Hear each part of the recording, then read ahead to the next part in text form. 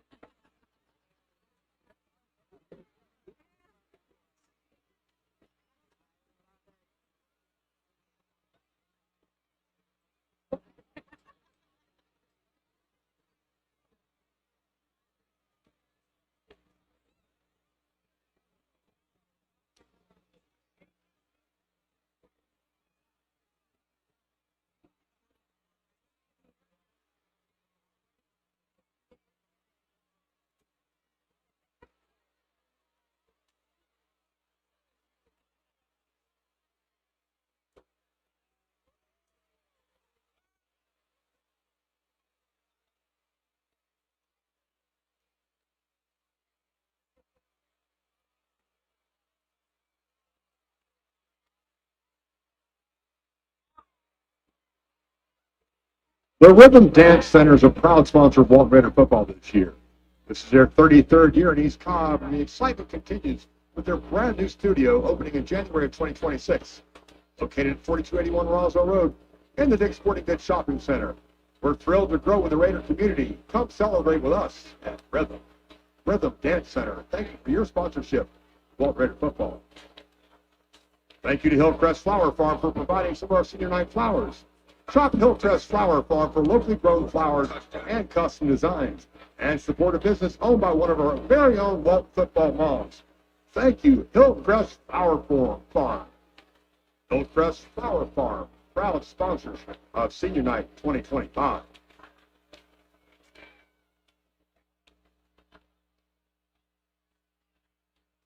If you're interested in keeping the Senior Night celebration going after tonight's contest, grab your friends and head straight over to McCrae's Tavern at the game for a post-game buffet and other specials.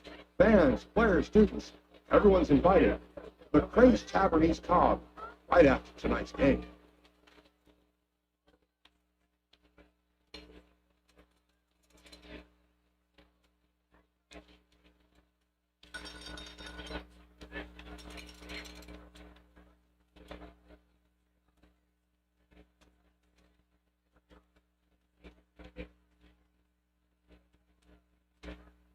Tonight's honorary captain for the Walton Raiders will be 10-year-old 5th grade junior Raider Keenan Hoagland. Honorary captain for tonight's contest, Keenan Hoagland.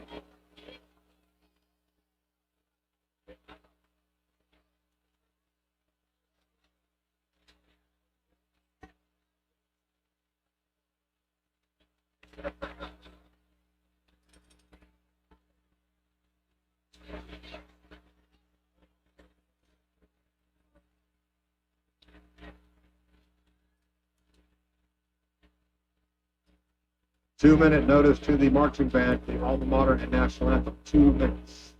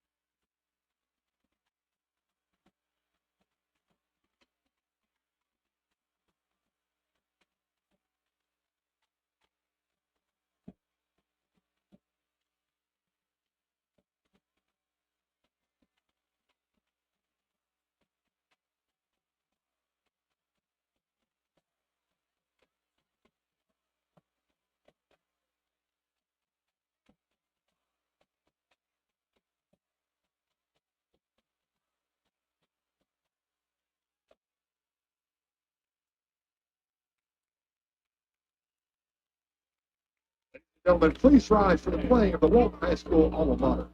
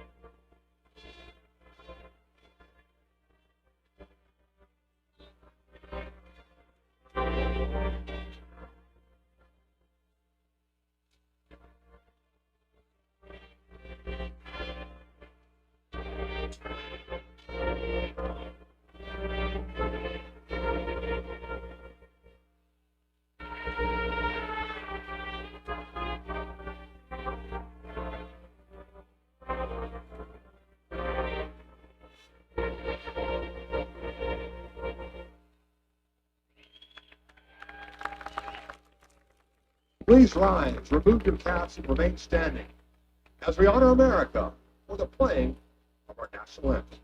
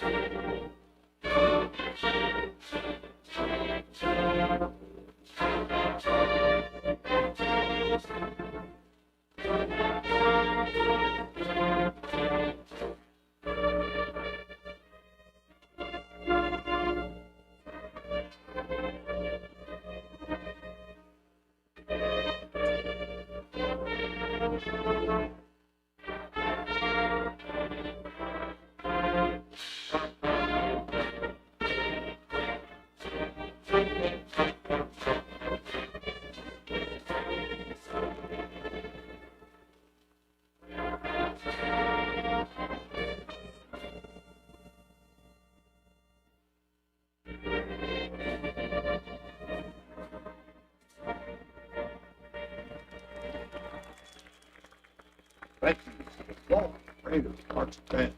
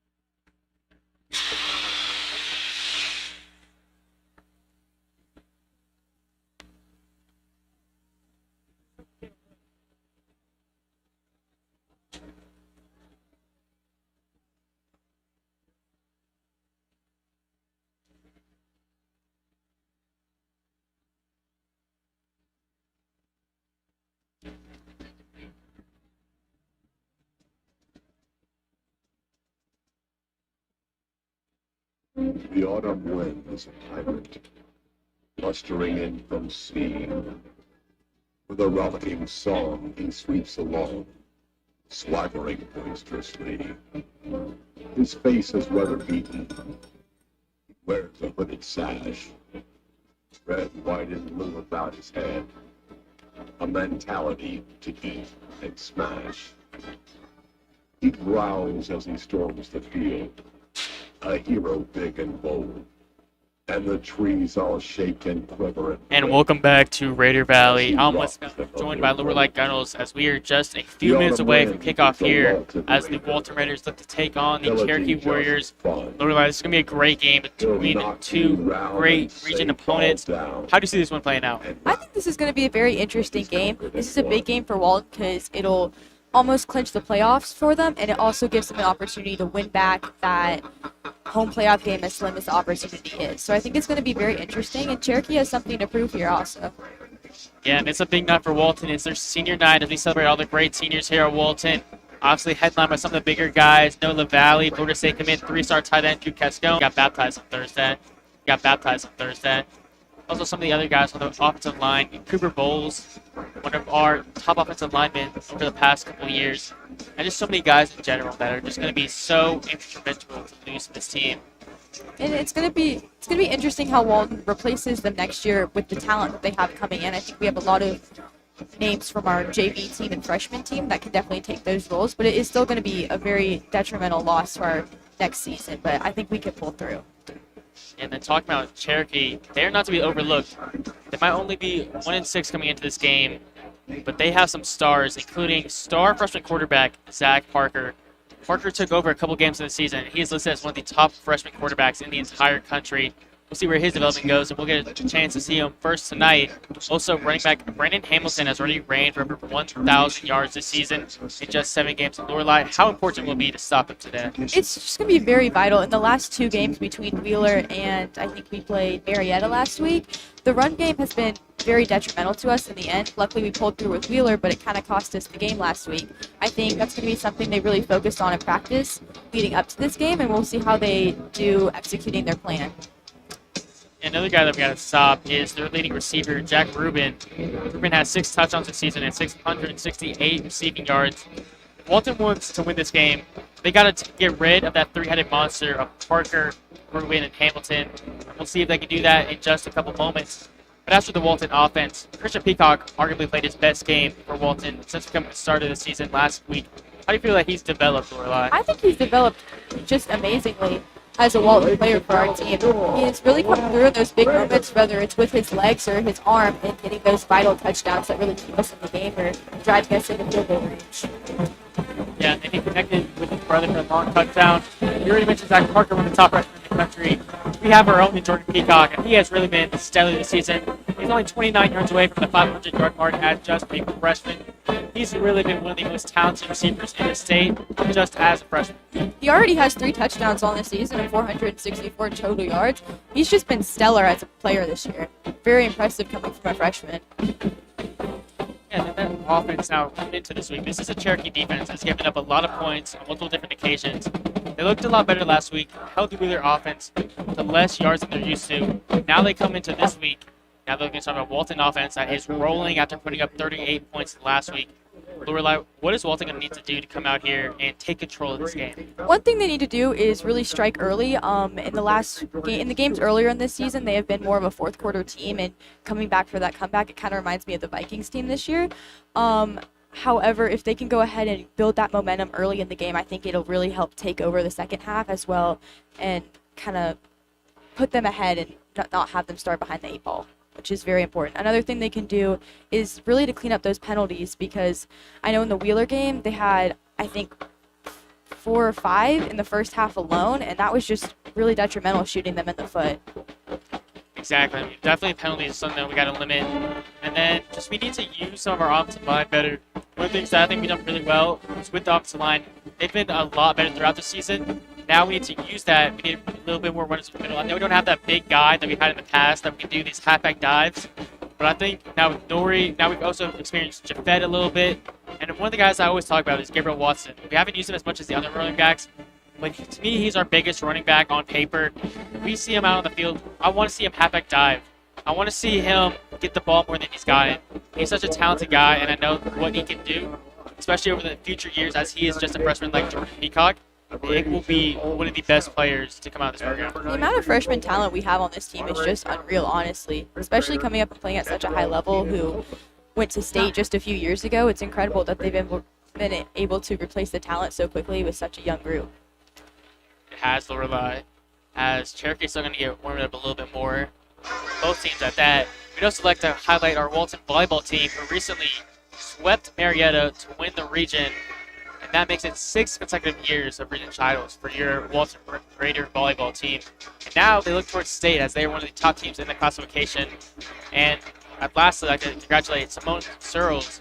She won Region Player of the Year for volleyball and is committed to Duquesne. Gosh, our volleyball team has been really good. I think all of our sports at Walton are doing very well right now. Ryan, you're on the softball team. You mentioned am. that you guys are making playoffs. Yes, we're playing Harrison on Monday. It's going to be a big game. I think we're the 4th seed. If we can win there, we should be able to get pretty far in the playoffs, hopefully make it to Columbus. I think this is our 5th straight year in the playoffs, which is awesome, especially for our seniors. Hope to bring the trophy home for them. Nice. We got so many great players there. Blakely Caldo, one of them. What do you really see about the softball team? Who are some of the players to highlight? Blakely Caldwell, obviously, she's just a phenomenal pitcher. Really is able to both work inside and outside, up and down in the zone. Shay Chatham is a elite player, great catcher. She's committed to Jacksonville, a D1 college. Julia Rutledge is amazing. She's a great shortstop, though they play her at second base often. I think she's had 3 home runs already this season, and she's currently looking at UPenn. It's just the amount of talent we have on that team is crazy. I think we have almost everybody is already talking to a college. It's incredible. Yeah. Coach Evans has done a great job of really turning the program into what it is today. How do you feel about just how Coach Evans has really led this team? Coach Evans is just a great coach because he supports us in everything we do.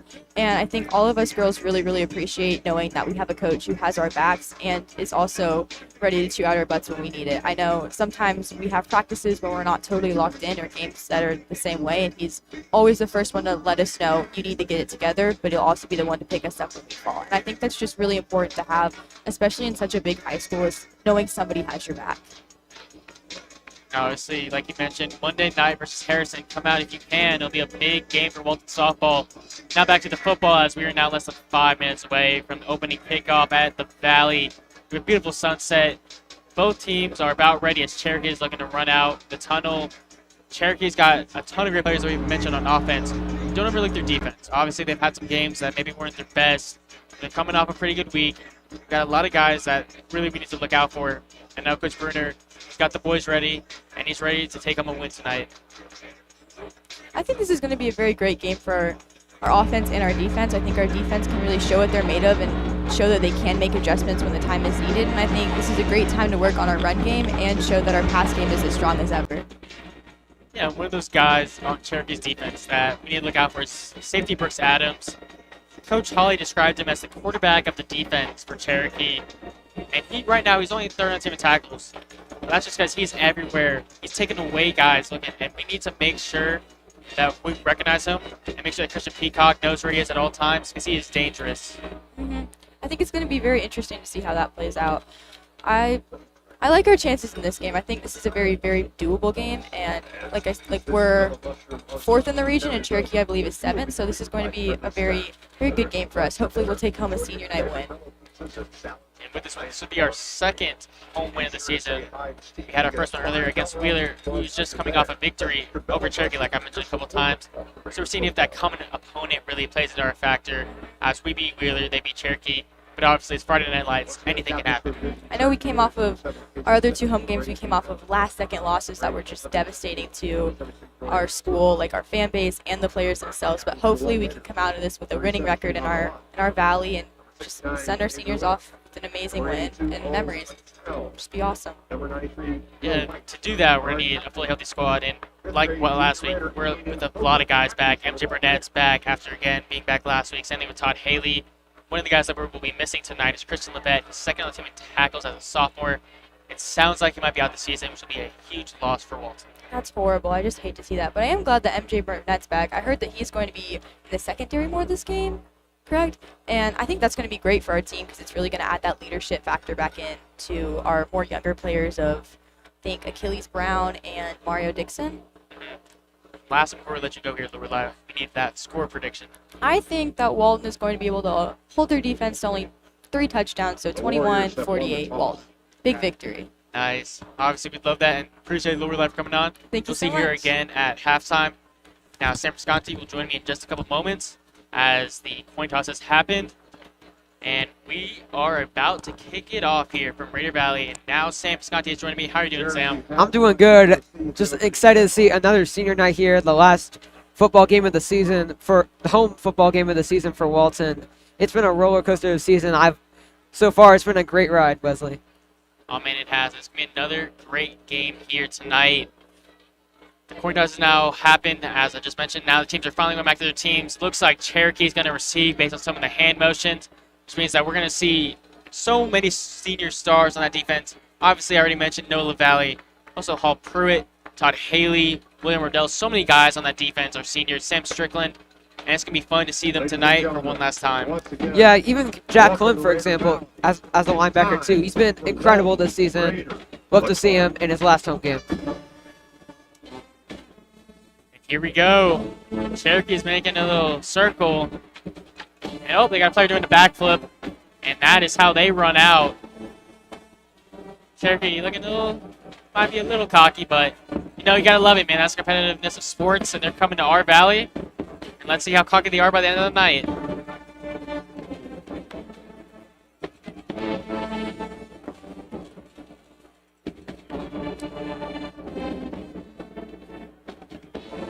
So with the kickoff team coming out, that is going to be senior kicker Daniel Strickland.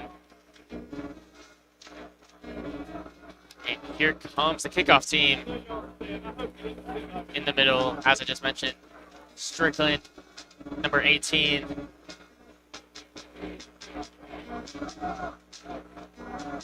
Kicking off the Raiders. And we are about set for kickoff on a beautiful Friday night in October between Walton and Cherokee. Back deep to receive for Cherokee is Brandon Hamilton. Very dangerous as a running back. Yeah, he's had over 1,000 yards rushing this season in only 7 games. Been one of the best running backs in the state, I'd argue. Yeah, I mean, having over 1,000 yards in 7 games is absurd, especially for a team with a 1-6 record. But here we go. With this kick, we are underway at Raider Valley. It's a short one. Fielded at the 22 and met at the 30-yard line. Walton all over that one. Chris Turner could do nothing with it. Chris Turner on the return for Cherokee. Yeah, as Lorelai was saying, MJ Burnett is back in that secondary. Going to be a big help. The stop is made by number 84, Joaquin Coger. 1st and 10, Cherokee from the 30-yard line.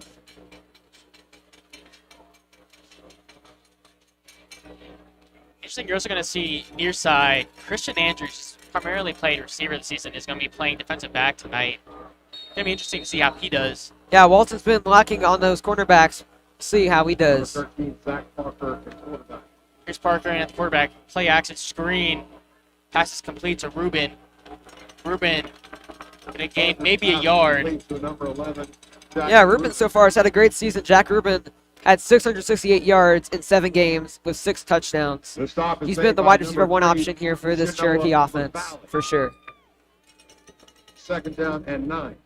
Yeah, he's definitely developed into Parker's favorite target ever since he took over in the Pope victory. Cherokee's lone victory of the season.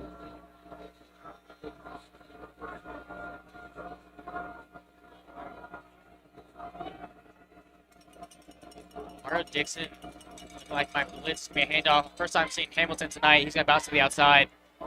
He's going to pick up a 1st down and gets tackled by MJ Burnett at the 43-yard line. Yeah, you're going to see a lot of Hamilton tonight. He's been all over. He's averaging 8.7 yards per carry. One of the highest I've seen in high school football. Just incredible to see. And he's only a junior, so Cherokee gets him back for another season. He also gets starting quarterback Zach Parker, who, as I mentioned pregame, is one of the top freshman quarterbacks in the country, highlighted by multiple sources, including Rivals. Going to be very fun to watch him over the next couple of years.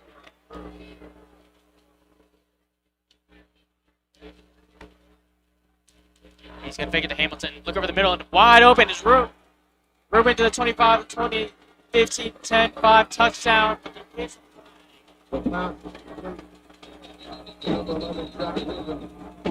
the flag. This might be called back, Wesley, on this flag. We'll see what it is.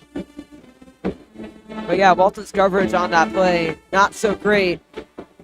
And number 11, Jack Ruben, just going right down the middle.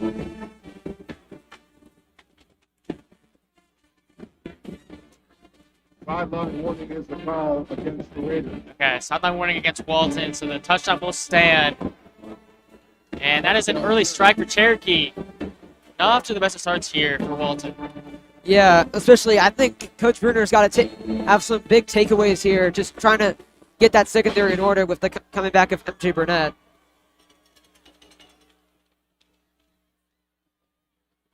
Number 98, Junior kicker Justin Fletcher for the extra point. Number 12, Sawyer Ray in for the hold. Oh, bad snap. And Fletcher cannot corral it, and he's pushed down. So it's only going to be 6-0 with 10:20 to go in the first quarter. Sam, that was not the start we wanted, but let's see how this offense responds, and how do you think they respond? Well, I think they need a Christian Peacock. He's going to look for his main target, Jordan Peacock, his younger brother. They've had the connection all year, and I think it's going to highlight here with this weak Cherokee secondary. I mean, absolutely. I think this is the game where Christian Peacock needs to show off who he is. This is, and I mean, no disrespect. I think the secondary obviously has made a lot of strides from that week 1, but I do think this is one of the weaker secondaries that we played all season. And Christian Peacock needs to show off his arm. This is his game to take over. This is his game to assert that he is one of the top sophomore quarterbacks, not just in the state, but in the country. Yeah, especially with that dual threat ability. He's had 4 touchdowns in the last game versus Marietta, 3 passing, 1 rushing, and he was all over the place running for that Walton offense. Marietta could not handle him. We'll see how he does in this Cherokee game. Tony Ferris to kick off. It's a short one. Gonna be bobbled by Christian Andrews, picked up after it hit the field, and he is going to be all wrapped up. Good play from the Cherokee defense. On the return. I guess I should say special teams unit. By number 59, There's MJ Burnett. I see in the huddle there.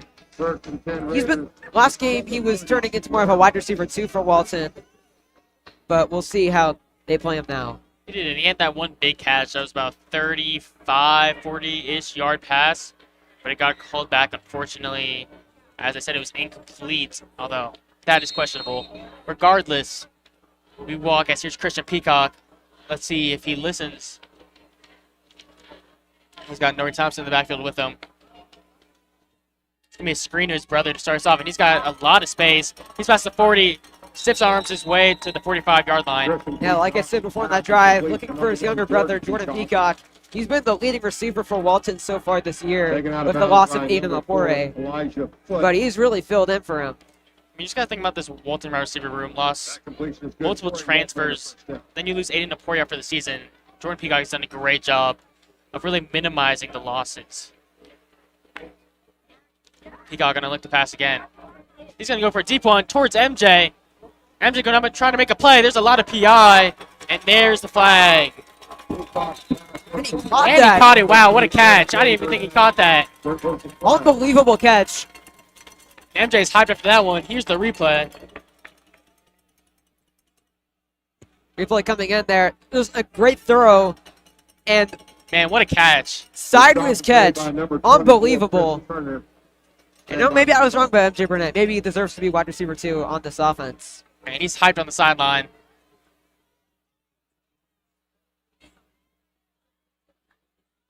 So much PI. I didn't even tell he caught it. First and 10 Raiders from the 12-yard line.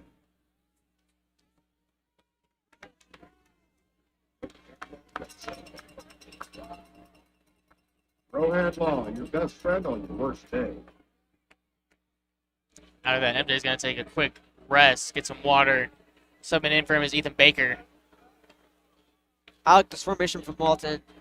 I do too. There is a flag. You know what I just noticed, Sam, is I don't think I've ever seen this before, but on the Walton helmets they have like the Walton logo with the Raider. I don't think I've ever seen that before. Oh, yeah. I think that's a new addition, Wesley. Yeah, that's very interesting. Just looking at the close-up. So that was an illegal motion on Walton. It's going to bring him up 1st and 15.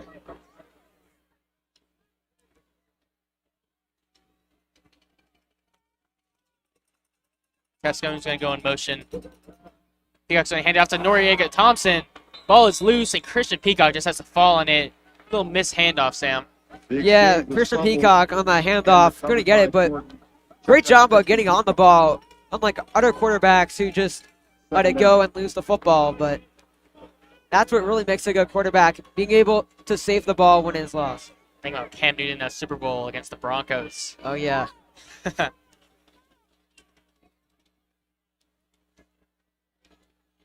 Peacock working up an empty set.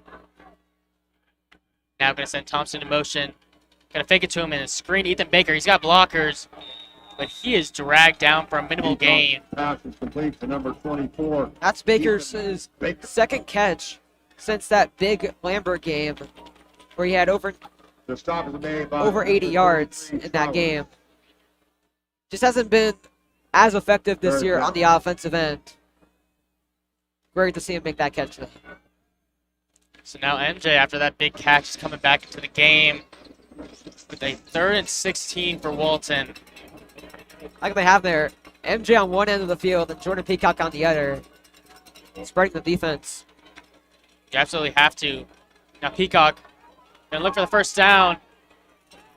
And he throws it. It's caught by his brother, just a little bit shy of the first down marker. Going to be an interesting decision from Coach Werner.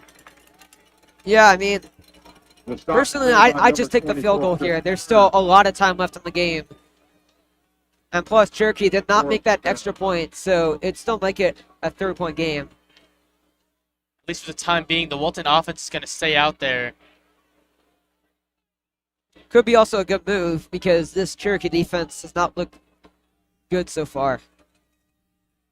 Yeah, let's see whether or not this is a hard count. Seeing a man in motion. It's not. Here we go for the 4th down. Lofted ball, and it's intercepted. Picked off in the end zone and tackled out of bounds after a big interception. It's Chris Turner.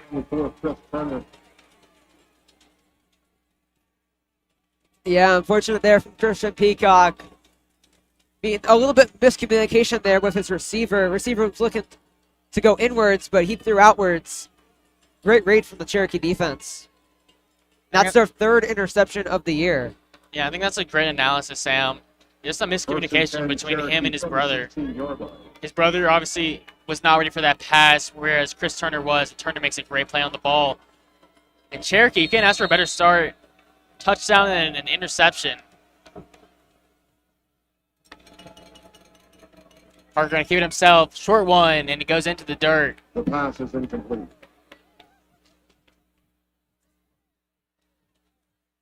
Nice pressure there from Todd Haley on the quarterback, forcing a low throw.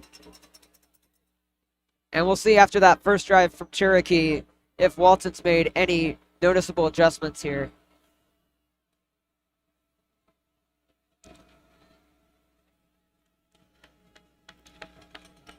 We're still seeing Christian Andrews on the far sideline. Again, new corner. You're also going to see Asim Alexander, who used to play corner, but now is primarily an edge rusher, who's playing corner right now. Here's the handoff to the outside. Hamilton trying to make a man miss. Doesn't. Noah Lavallee is all over that. Nice play there from Lavallee. 3-star Florida State commit. Been pretty good this season, even getting into the Players of the Month for September. Yes, and he's one of the seniors here that we're recognizing tonight. And over these past 2 seasons, he's just been not just one of the best players. Forget one of the best. He's been the best player on the team. But just in the state, in the country, he's been so talented, and that's why Florida State wants him. Now Walton needs to force a big stop on 3rd down. We're going to say it's a 3rd and 6. Parker going to pick the handoff, but there's whistles. And this might be against Cherokee.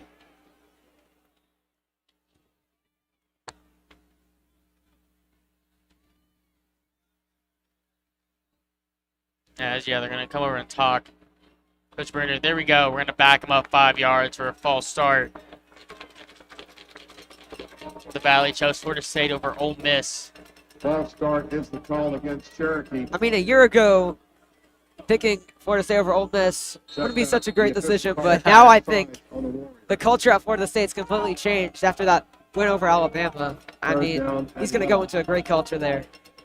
Mungerville recently visited Walton, and now it's a 3rd and 11. Parker, his pass is short and incomplete. And there was Lavallee on the coverage. His intended receiver was Galen Sanders. Coverage by number 3, Noah Lavallee, alongside number 5, Sam. Yeah, so far Parker hasn't made any noticeable throws, but both of them have been low. That one, there was no pressure, so we'll see if he can adjust. Number 80, Anthony Ferris checks in punt formation for Cherokee. Back deep, number 12, Mario Dixon.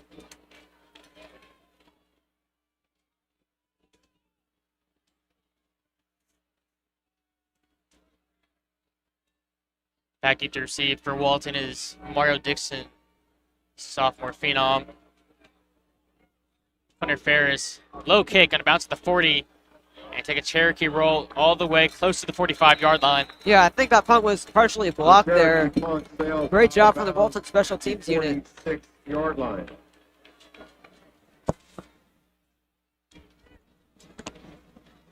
The contents will be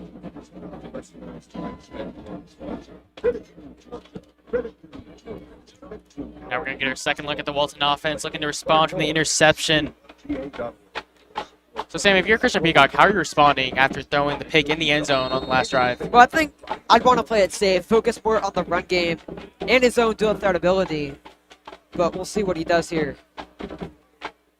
And they have Thompson, who they're going to send out wide. Peacock is going to be a designed quarterback run. Going to get past midfield, and he is tackled after a gain of about 6.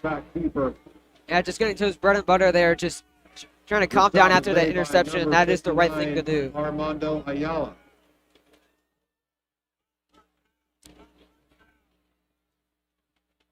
Subbing out Christian Andrews, just CJ Jordan. Likely a run sign.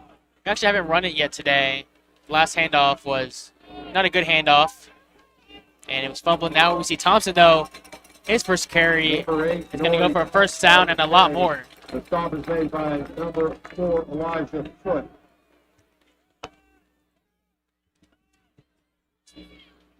First and 10 Raiders.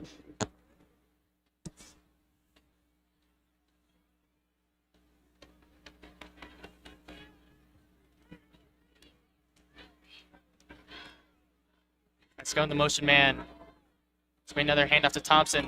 Thompson's got a hole. Thompson's got a big hole. To the 15, the 10, the 5, and dragged out of bounds at about the 3-yard line. They're going to officially mark him at the 4. Yeah, great run there from Noriega Thompson, getting into the Rohan Law red zone. Number 25, Des Murphy, first and goal Raiders. Big run from Thompson. And credit to the opposite line, the receivers to the outside did a great job of opening up that hole, and Thompson just bursted right through it. On your worst day.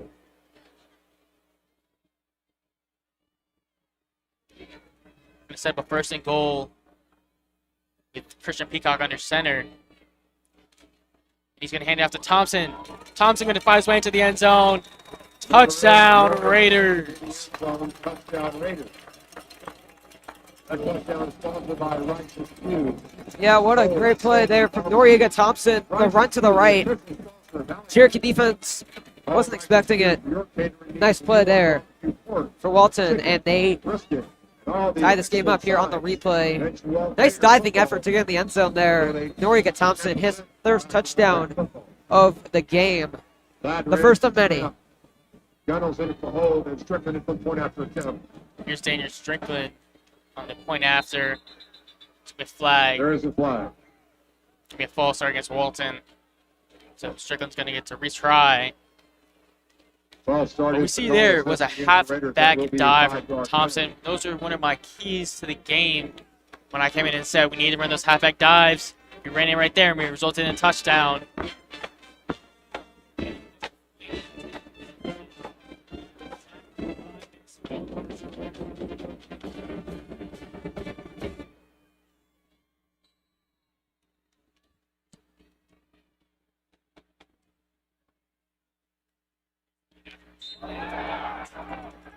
Unfortunate there for Walton. Kind of an off kick there. With 5 minutes remaining in the first quarter, we're tied at 6.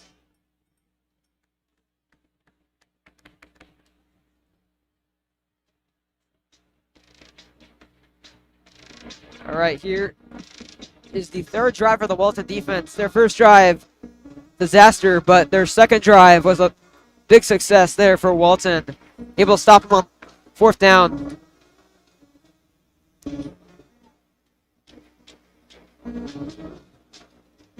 There's Daniel Strickland to kick it off here for Walton. Kicking off the Raiders, number 18, Daniel Strickland.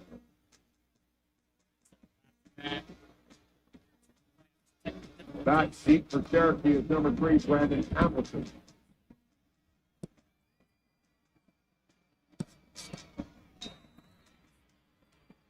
Here's Daniel Strickland the kickoff here. Brandon Hamilton in the backfield.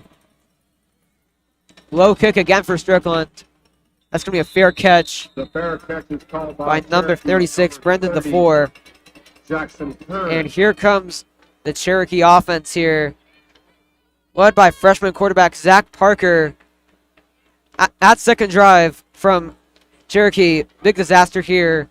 Gonna have to make some adjustments if they want any more success. Yes, Sam. I mean, this is going to be a major moment for Walton.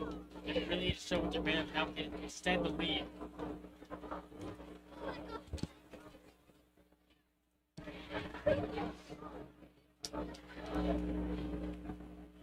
All right, here's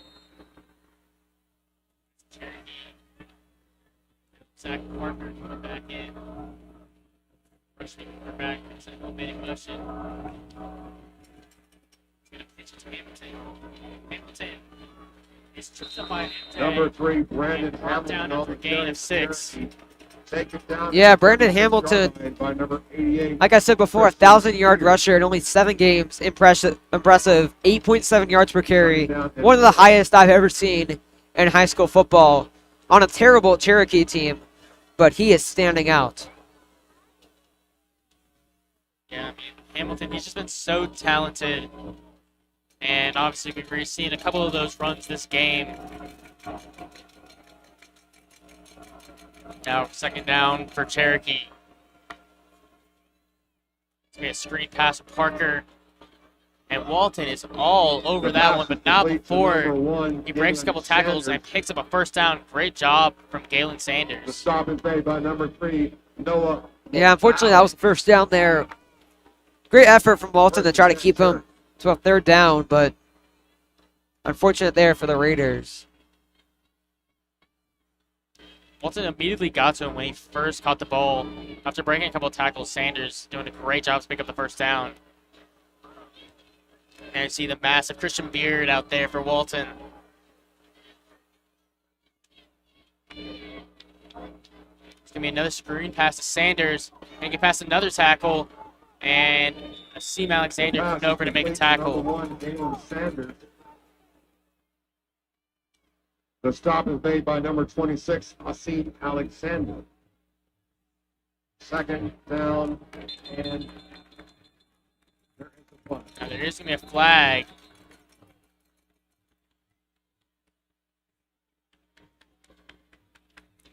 Let's see what the call is.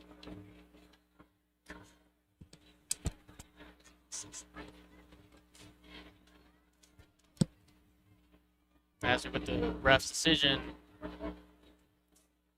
Dead ball. Dead ball. Unsportsmanlike contact against Cherokee. Assessed against Cherokee. It's going to be a 15-yard penalty. That is huge for Cherokee. Going to bring them back so much further, a full 15 yards.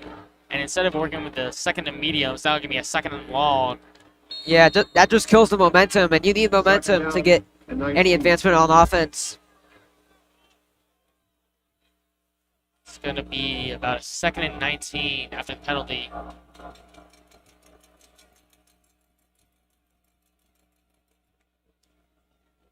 Parker fixes it to Sanders and his halfback. Going to throw a deep one and in and out of the hands. Great coverage by Sam Strickland, doing a great job to force the pass breakup. Yeah, Luke Nolan there on that missed ball. Diving effort, couldn't get it. Great coverage from Sam Strickland, and it's 3rd and long. Nolan, just a young sophomore. This Cherokee team is full of these underclassmen.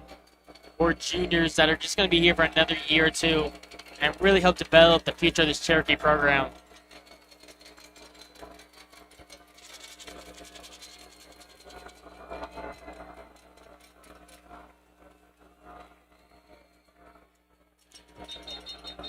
Parker's talking to the refs. I think he wants something with the Walton crowd to stop. Yeah, there it is. It's going to be, I believe, against the Walton fans or the band. Something Parker didn't like. And they're going to talk to Coach Bruner about that. I mean, that's just nice because it's good to know that our Walton fans are here. They're loud enough to make the quarterback distracted. That's what I want to see. 3rd and long. Span handoff to Hamilton. Hamilton's got some blockers, but a great tackle is made by Noah Lavallee. Number 3, Brandon Hamilton. Nice diving tackle there from Noah Lavallee to force the 4th down, and it looks like Cherokee are going to punt. 4th down And with that, Mario Dixon is going to go back to receive the ensuing punt. And Cherokee punter Tony Ferris is coming back out for his second punt of the night. Yeah, his last punt was partially blocked. We'll see if Walton can block it fully this time.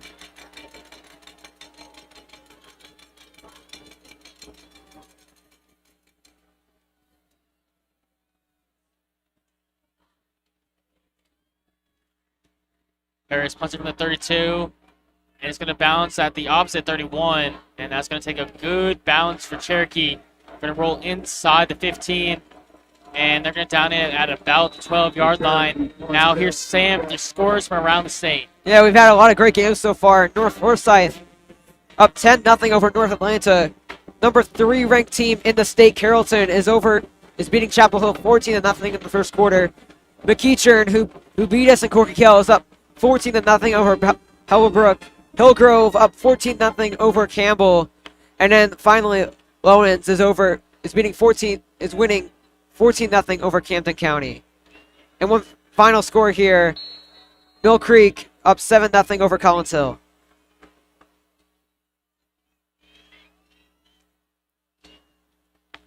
Peacock with Jafet in the backfield. It's going to be tipped, and that was a good deflection by Trenton Barnett.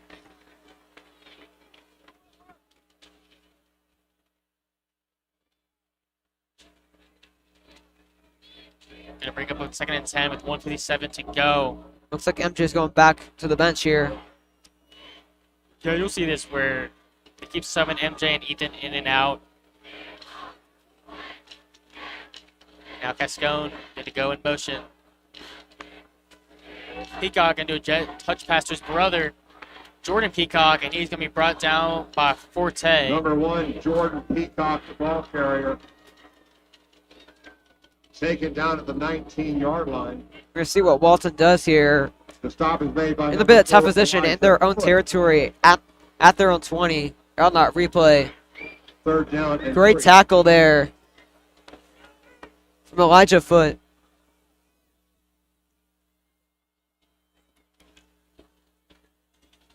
Going to bring up a 3rd and short as Norway checks back into the game. And he's the one who's going to get the carry and pick up a Walton first down. The ball carrier. Yeah, so far Cherokee has been unable to stop the run. Dorian Thompson going off for 3 pretty solid runs, including 4 solid runs, which included that touchdown rush. Been really good so far in his senior night. Love to see it.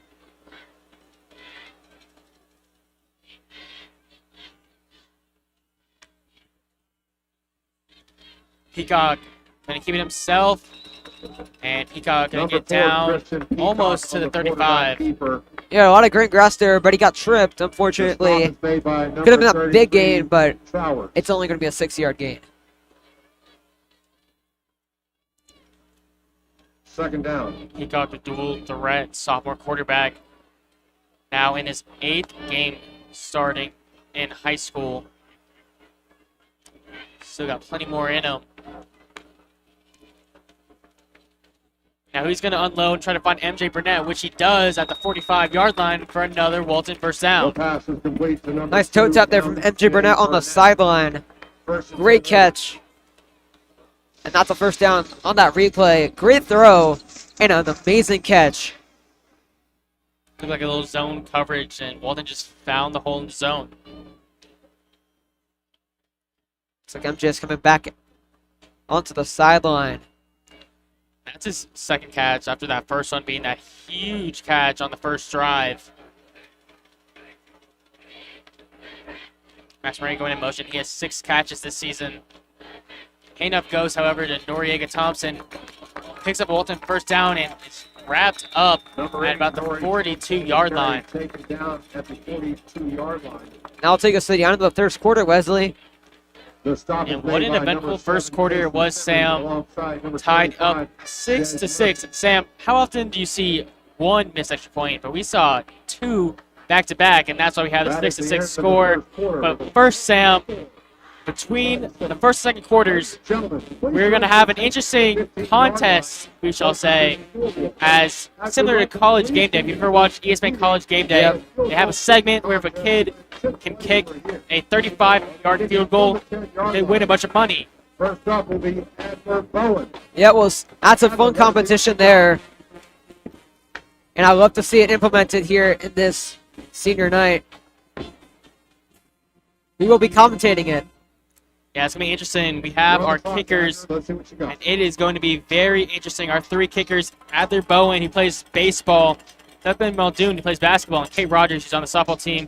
Good It'll job officially on be clearing a the area. 20-yard kick. Looks like Bowen threw down his tee. He doesn't want it. There you go. There's one. And again, the winner gets Good. Our next free kicker, Chick-fil-A Brody for a year. Alston. Brody, what have you got? All right, here's Declan Muldoon here for the kick. There you go. 2 for 2. Been good so far. Next up is Kate Rogers. Now here's Kate Rogers up to kick. Softball star. Let's see how she does on the football field.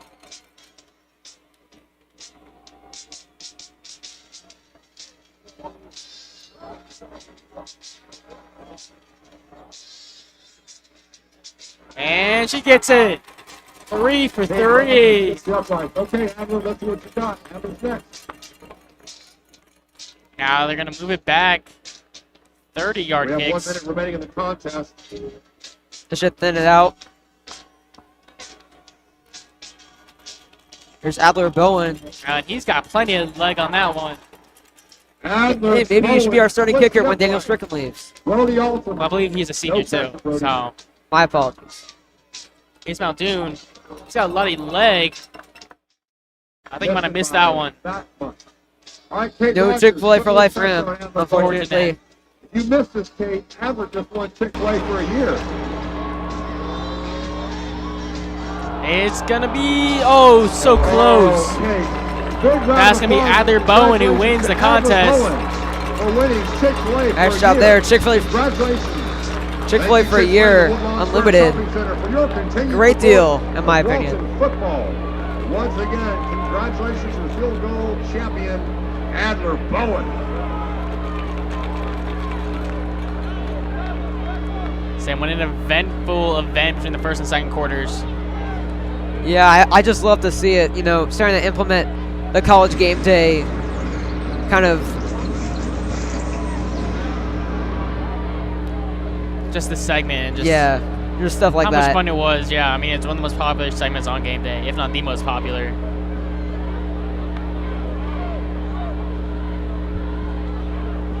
Christian Govea in the backfield. First and 10 from the 42 for the Raiders. Haven't seen him tonight. It's going to be a play action and incomplete pass is pass incomplete. intended for Jordan Peacock. Yeah, just another miscommunication there with his brother. Jordan Peacock looking to cut in. Kristen Peacock was looking for him to go long. Just got to work on that communication there, Wesley.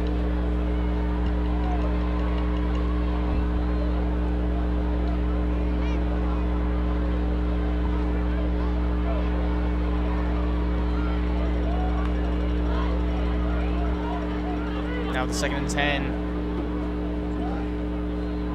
We have Christian Peacock, the sophomore quarterback, now joined by Govea, the sophomore running back.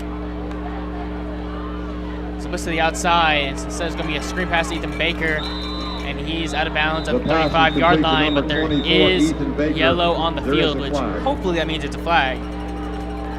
Yeah, we'll see what they call here. The stop is made by number 6, Zach Cullen.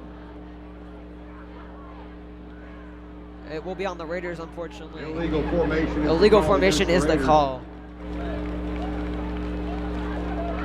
That will drop him back about 5 yards.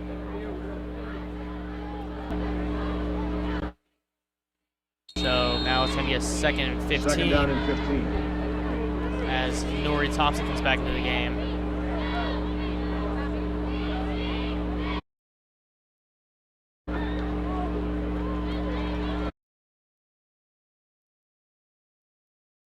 And it's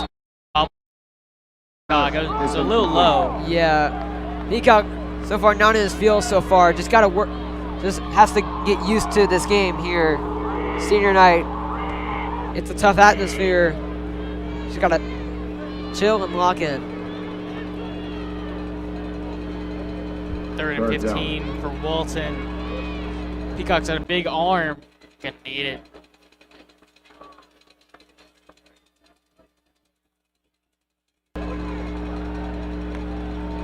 And oh, Walton's gonna get a jump. And there you go, the flag is thrown. That's Luke Nolan. Saw him earlier on the other side of the ball. That'll help him a little bit. Getting about an extra 5 yards there. Gonna need that. Check out Savage Cabinetry online at www.savagecabinetry.com.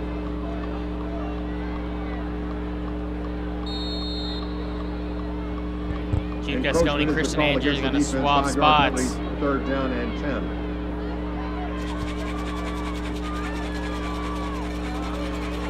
Cherokee hoping to not jump off sides this time. As Peacock just going to hand it off. And Thompson's going to get a couple, about half, and that's going to bring up an interesting decision here from Coach Bruner. I think he's going for it. Yeah, if I know Coach Bruner, he's always going for it on about 4th and short, most likely. Plus, there's the benefit of being in your opponent's territory, so if it doesn't work out, you're still in good position. So 4th and 4 officially, with now almost 11 minutes to go in the 2nd quarter. Andrews the motion man. Here's Peacock. He's under pressure, but he's going to run it. Peacock going to get close. He's going to pick up the 1st down. To the 25-20, and he is inside the Rohan Law red zone. Peacock on the carry. And nice play there from Christian Peacock. Saw that the pocket was collapsing. Able to escape with his dual threat ability. Just incredible to see there on the replay. Yeah, just evading those defenders. Able to get that 1st down with his legs. Yeah, some good blocking on the outside. Now sets up a Walton at the 20-yard line. As Javette VC in at the tailback position. He's going to get the handoff, and he's going to get hit, but not before a flag was thrown.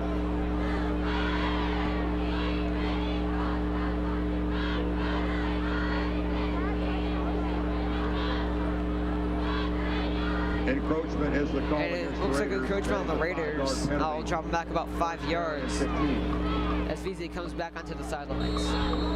Encroachment's a call that you almost never see on the offensive side. It's one of those calls that, you know, technically could be on the offense, but it's almost always on the defense. Sort of like PI. Yeah, especially that.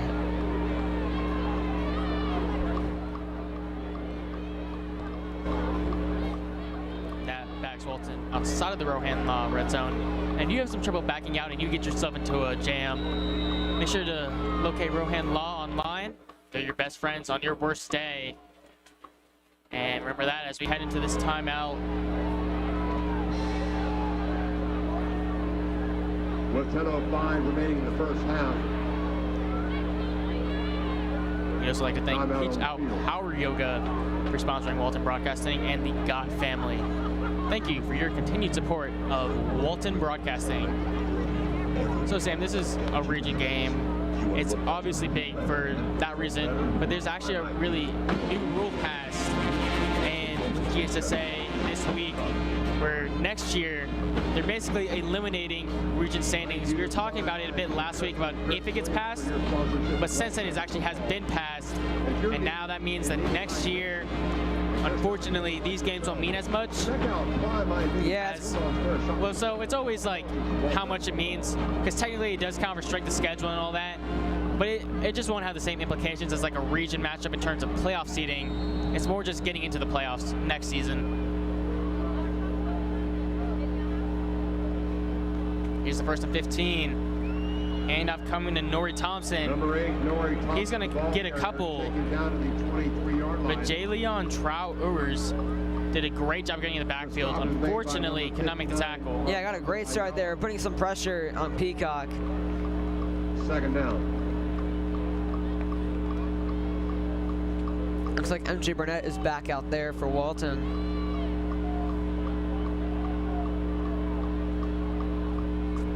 Walton's been doing this motion with Max McCraney a lot.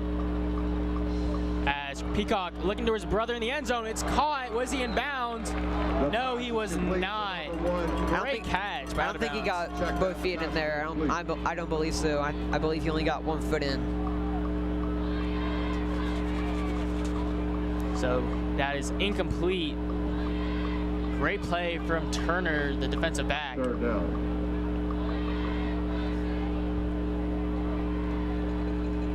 That's going to bring up 3rd and long for the Raiders. Looks like Noriega Thompson's on the sidelines for this big 3rd down play. Looks like they have VZ there in the backfield. All indications say pass play. I agree.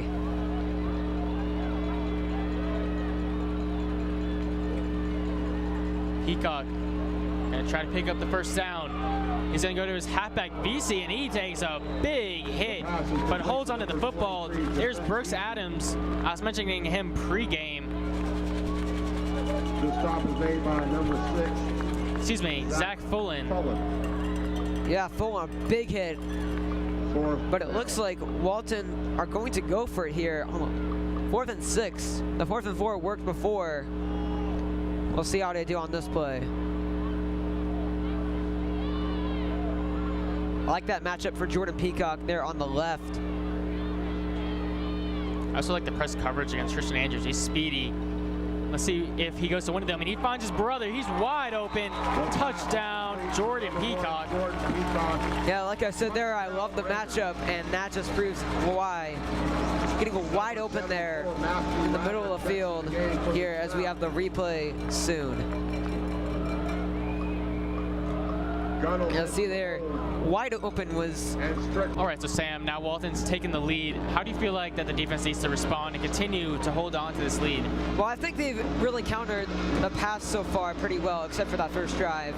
But they need to focus more on the run. I mean, Cherokee, they haven't relied on the run so far, but they're going to eventually do it, and I think Walton needs to be ready for that. Yeah, I mean, I think Cherokee's done a great job of having this run-pass balance. Parker's thrown in a couple times, Hamilton's run a couple times. But I do see what you're saying. When you have an 1,000-yard bag in just 7 games, I cannot do the math on that. However, he's obviously averaging over 100 yards a game. He's a guy that you need to get more, because the more you get down, he's the type of guy that you want getting the ball. And if you get down by too much, obviously you can't give him the ball as much, as you're going to have to rely more on the pass. Here is the kickoff. Going to be received by Turner. He gets past the tackle and actually falls at the 30. That's Max McCraney, who he initially got by, but ended up tripping. And look at this wonderful student section. It's a blackout, and looks like everyone got the memo. Yeah, I'd love to see a blackout here for senior night. I'd love to see the crowd alive here in the second quarter. And then you got Superman and Supergirl. As now we turn our attention back to the game.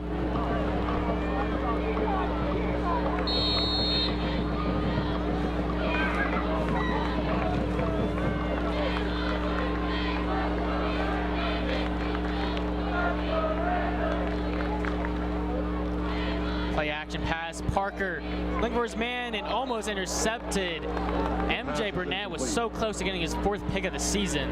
Yeah, he had an incredible Corky Kell with 3 interceptions, being injured for 2 or 3 games, and right after just starting to come back, starting to get used to this Walton defense again. That could have been his 4th, Wesley. Oh, yeah.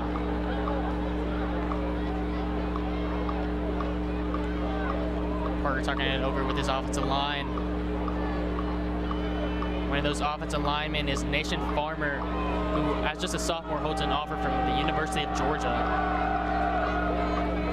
It's a handoff to Hamilton to the outside. Christian Andrews, the wide receiver, turned defensive back for the night, in on the tackle. Taken down to the 37-yard line.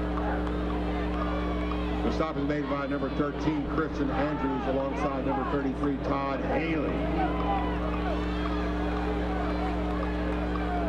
3rd down and 4.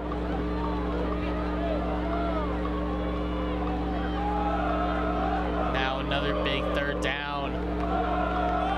Sam, it's 3rd and 4. Would you run it here or would you pass it? Well, saying that I'd have a 1,000-yard running back, I'd run it here, to be honest. Let's see if Cherokee listens to that suggestion. They will. It's a handoff to the outside. Hamilton gets past Riddell and gets brought down past the 40-yard line. Number 3, Brandon Hamilton on the carry. Maybe I can predict the future, Wesley. All right, so Sam, I'm going to need you to predict a pick 6 here. Good for a Cherokee 1st down. Pick 6 by MJ Burnett. Here we go. He's going to go down the sideline in for the score. All right, here we go. I'm predicting it. Nice, here we go.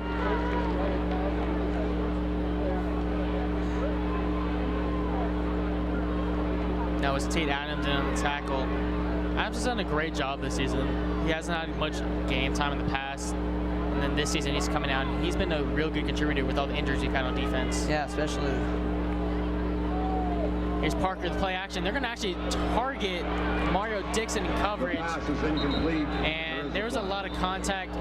There was a flag thrown as that pass was intended for his receiver. Yeah, Dixon having a rough start to this season. So just trying to keep the PIs clean. Unfortunately, a little bit of pushing there. Yeah, this is going to be a big play for Cherokee to get those 15 yards.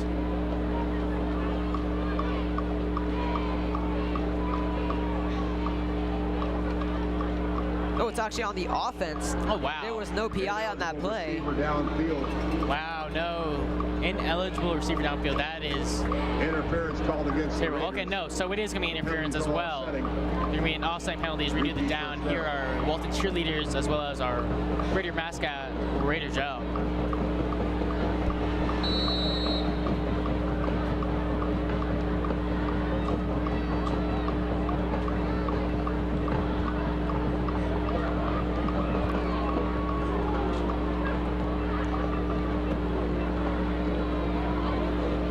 After the offside penalties, it's going to be a redo down. So 1st and 10.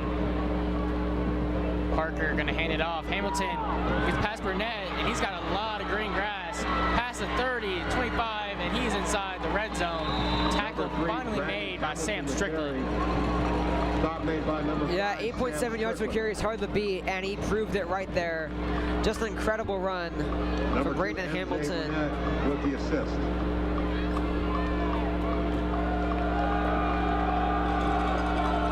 First and 10 Cherokee.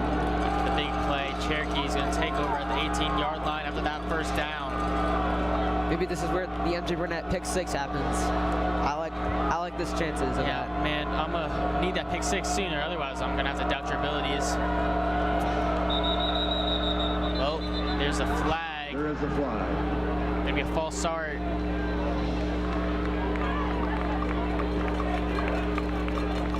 False start is the call against Cherokee. It's going to back him up 5, bring up a 1st and 15. 1st down and 15.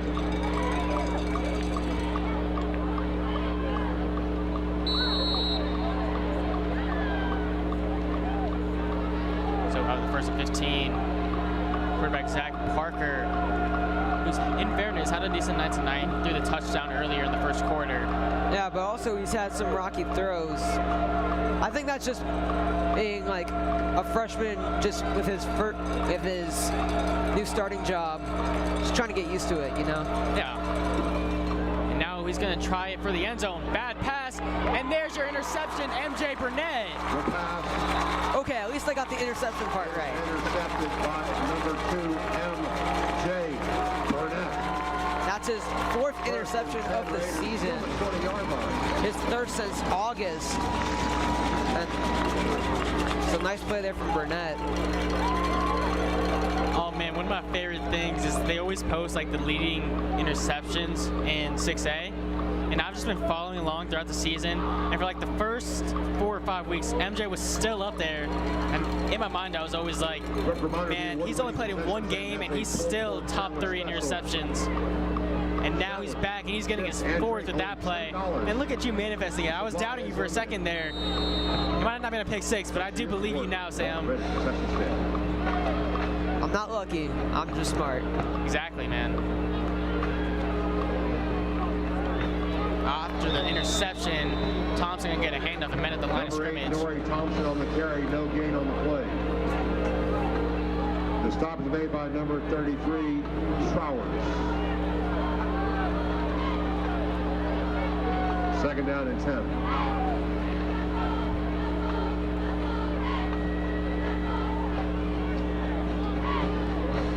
Second and 10 after Thompson was stopped at the line to gain. Line to gain, line to scrimmage.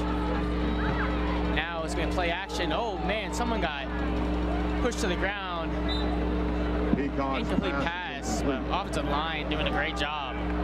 Yeah, I think even Christian Peacock was stunned by that. Just made a high throw to Ethan Baker. Fortunate, but that is his 3rd target though. I'd like to see him get more of the target share for sure. Absolutely. And let's see if he gets a target on 3rd down.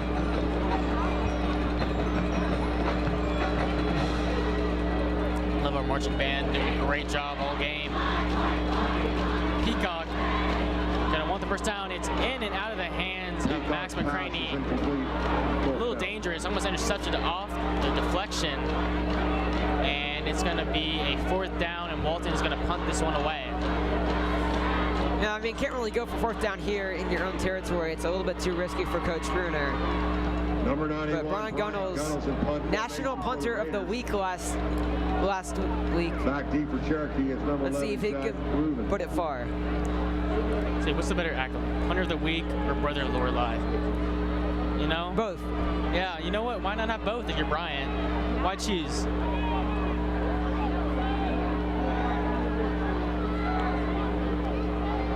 That one's going to bounce at the 47-yard line, bounce past midfield, and it's going to be out officially. Punt sails out of bounds at midfield is where they're actually going to call it. 1st and 10. Although I think they might be shaving off a couple yards on that. Also, shout out to our sideline camera operator, Mr. B. Been getting some great shots so far. Love to see it. They have a National Punter of the Week. Do they have a National Georgia High School Sideline Cameraman of the Week? They should. Mr. B, definitely the favorite to win that. Agreed.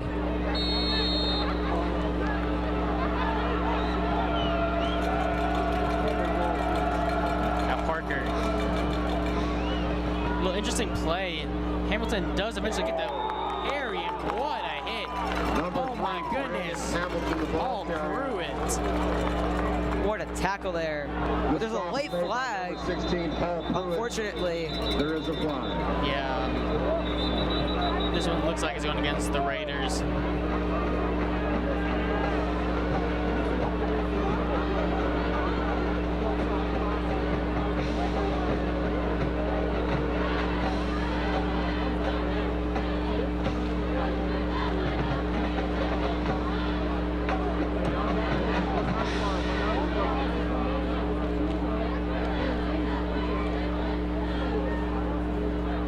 Here's Coach Bruner. Recently surpassed 75 career wins as a head coach. And one thing to note, Cherokee hasn't beaten Walton since Coach Bruner has joined the program 9 years ago. Being pure domination. Dead ball, personal foul is the call. And it looks like Coach Bruner's not happy about that call. And that's going to drop the Raiders back, I believe, 15 yards. A big loss there.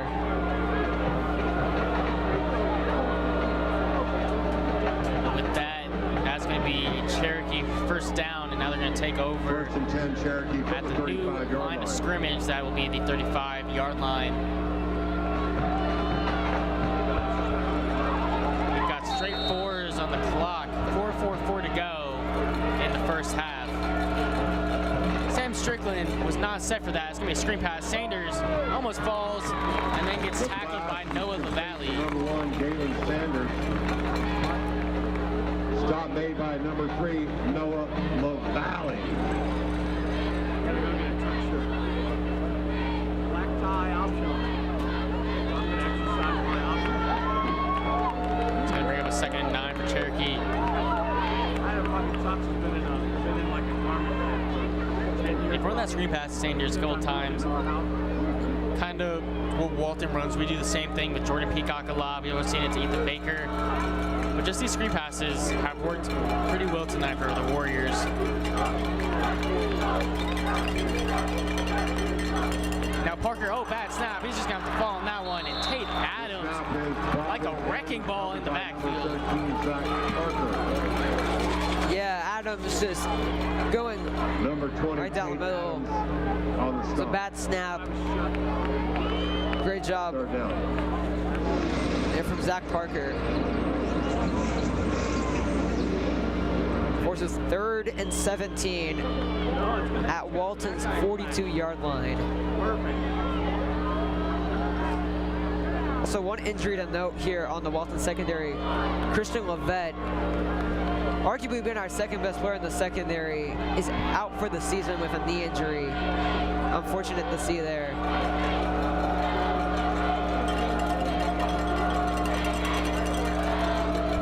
Going back to their sidelines, I'm assuming they use a timeout. Called on the field by Cherokee. Yeah, but Cherokee's going to use a timeout.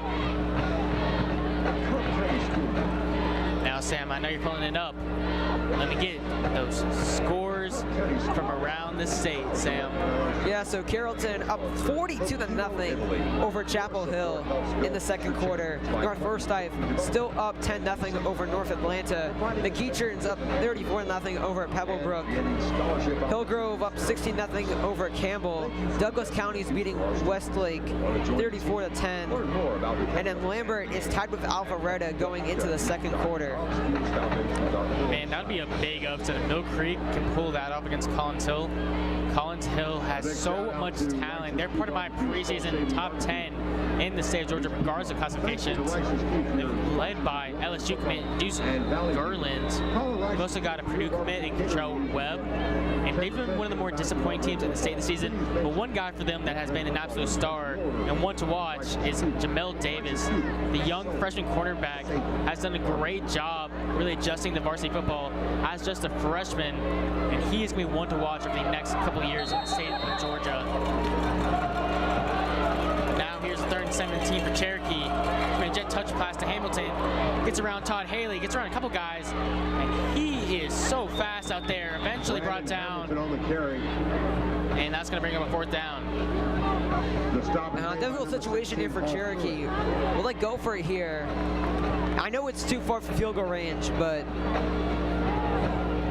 I don't think a punt here would satisfy this Cherokee offense. Absolutely not, especially after getting the ball in midfield and then the penalty. You absolutely want a touchdown here. And at least for the time being, the offense is staying out. Now, play clock down to single digits. Offense is not set. We assume a timeout is coming. Cherokee's 2nd of the half. And there it comes. Timeout on the field. Timeout Cherokee with 2:05 to go in the first half. So Sam, with this being the last football broadcast of the year, we look forward to to other sports that we'll be doing, including a wrestling meet coming up here in a couple of weeks. That's going to be a fun one, as well as we look forward to not just that, but also basketball season's coming up. And so many other sports are coming up, and we cannot wait to broadcast that, Sam. Yeah, especially flag football in the middle of those two, wrestling, and we also have soccer in the spring. Just, we have a lot more sports here. It is not over with this broadcast. There will be many more. And during this timeout, we'd like to thank our sponsors, the Dow Family Foundation, the Butler Family Foundation, Rohan Law, Peach Out Power Yoga, the Gott Family, and Precision Builds. Thank you for your sponsorship of Walton Broadcasting, which, as we always say, is 100% student run.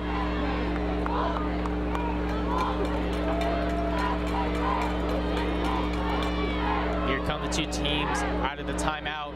Cherokee going to keep the offense out for a 4th and 9.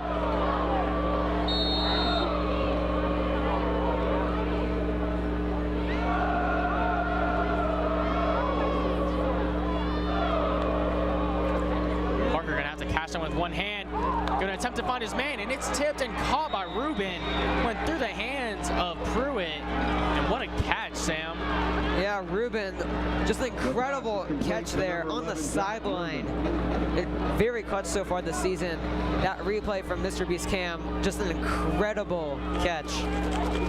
He's been the #1 option, 668 yards and 6 touchdowns on the season. Been the main target for Zach Parker. That was a big 4th down conversion for the Warriors, who now set up at 1st and 10 at the 24-yard line. Now with under 2 minutes to go in the half, play action, pass to Nolan complete, and then he falls down after picking up a solid chunk of yards, which is enough for a Cherokee 1st down. Yeah, could have got a little more there, but just slipped. Unfortunate. Cherokee would have liked to see more yards, but they are in the red zone, so nothing to complain there. Clock winding down. You gotta assume Walton wants one more crack at it on the offensive side of the ball. We'll see if they get it.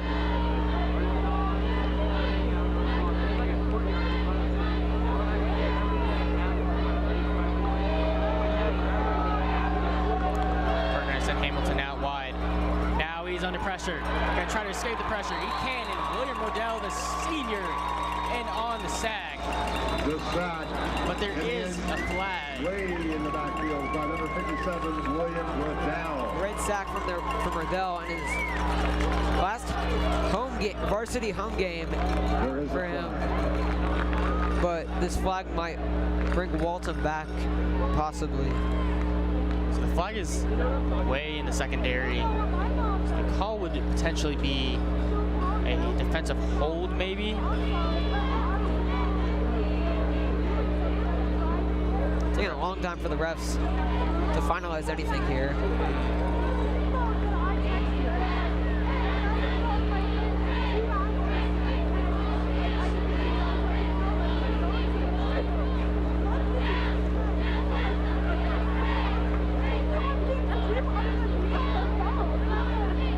Officially, that's a 17-yard loss if it stands. Sam, what a play from the senior, who, as you mentioned, this is his last home game as a varsity football player here at Walton. Yeah, the biggest sack of the season for Walton so far. Unfortunately, it is coming back. It's going to be a hold against Walton. This is dangerous here for Walton. This is the prime chance for Cherokee to tie it here.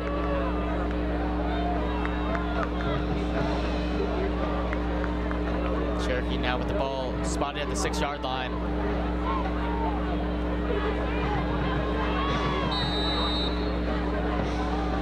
Parker, after taking the sack, or so we thought before the flag came in. First down and 4 from the 6-yard line. The 1st and 4. Here's sideline cam.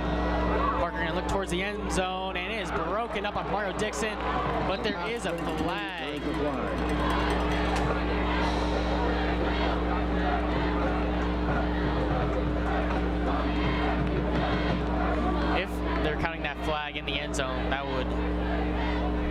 give Cherokee the ball at the 1 yard line. Mario Dixon, that's his second PI this game.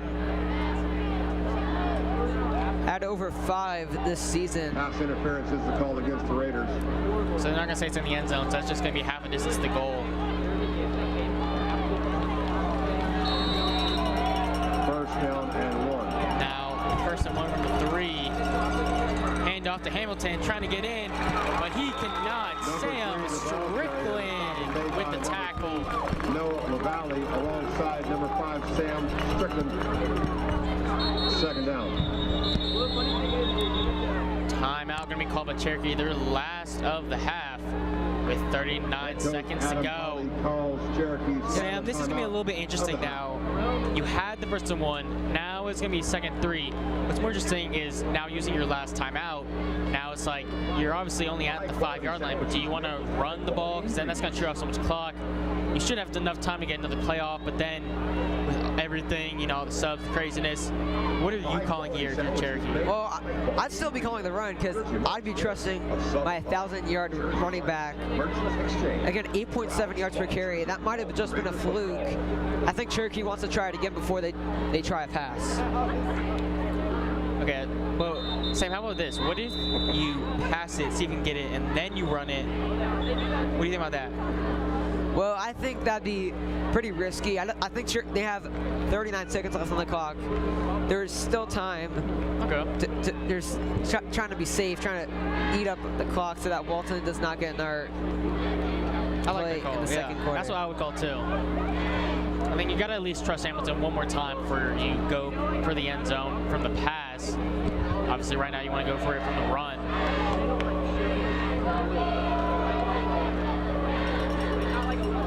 No matter what, end zone is the goal inside the 10, inside the 5 nonetheless. But they're not going to listen to us. It's going to be a pass to the end zone and broken up by Mario Dixon, intended target Jack Rubin. Here's a 3rd and 3. And nice play there from Number Dixon. 12, Mario Dixon on the cover. Learning from his 2 PIs earlier. A clean contest and a nice play. 3rd down and 3.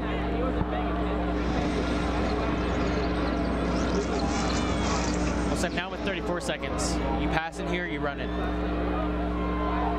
Well, that's a difficult decision, Wesley. But I think I'd want to pass here, to be honest. Again, I gotta agree with you, Sam. And oh man, Walton's gonna jump offside. Now you got a question about running it. That was Hall Pruitt, I believe he jumped offside. It's again. No, hold everything. They're gonna say it's a false start. Hold the phone. That looked like a Walton offside call. Maybe one of the offensive linemen just got it up early and Walton was shooken. It's hard to see that from the press box, but... No, because even the players, you could see Hall Pruitt and William Rodell both jumped offside. Both of them got mad and they walked back. But then you saw Nation Farmer, the offensive tackle, go over and he looked upset. And then the players looked to the ref, and that's when they see the false start call. So even the players themselves didn't see it.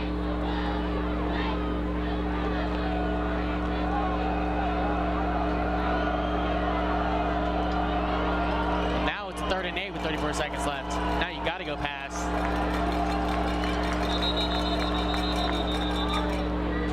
And for the snap, something was called. They're talking Dead ball whistle, official timeout on the field. for an official timeout. Sounds like we're good to go. Now that you're running the 3rd and 8. Tough spot for Cherokee. They had 1st and 1 inside the 3-yard line, but they blew it. Now it's a 3rd and 8 at their 10-yard line. They have to convert here. Absolutely. And Parker is going to look towards the end zone, and it is The incomplete. pass is incomplete. Big job by Mario Dixon to make that pass breakup. Coverage by number 12, Mario Dixon. Now, could have been called as PI there, but great Yeah. play from Mario Dixon. Definitely could have been a little early. We're going to see here again. Yeah. Definitely could have been PI. The ball looked a little bit out Number of reach. 98, Dodging a Justin bullet Fletcher, checks in for Cherokee. Now the junior kicker, Justin Fletcher, looking to make it a 4-point game. This will be a 27-yard field goal attempt. 27-yarder. Kick is up, and it looks to be good. It is good.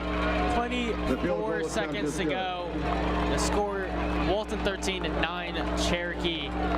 Sam, we're going to see what happens. Obviously, the instant kickoff, and then maybe run a couple plays. But regardless, what have you made of this first half so far? Well, I think it's been a pretty good stand from both offenses, but I think we need to improve both sides on the defense. I mean, so far it's been an interesting game, bit of a roller coaster. Not the score we expected. Definitely, I predicted 52-23. Certainly not looking like that. 13-9. I mean, no one could have predicted that for the first half. I mean, yeah, Cherokee's defense is really taking a step up, Sam. Yeah, especially because they haven't been so great this season.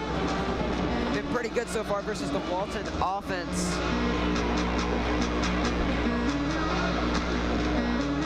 I mean, Leslie, there's still time for a play. They have all 3 timeouts and 24 seconds left. I mean, that is possible. Yeah, we're just going to have to see what happens on this kickoff. Jordan Peacock is back deep to receive. He's also got Thompson at the 20 and Christian Andrews Number 1, Jordan off the side of the 20. Back deep for the Raiders.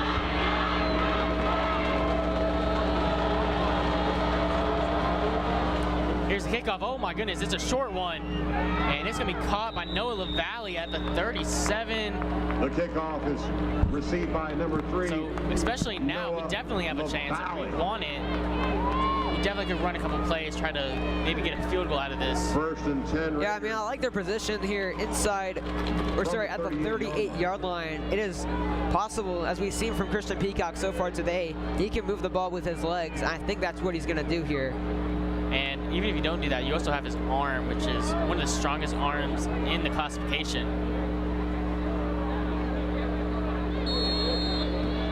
They've got 4 receivers, 2 far side, 2 near side, and Noah Thompson in the backfield.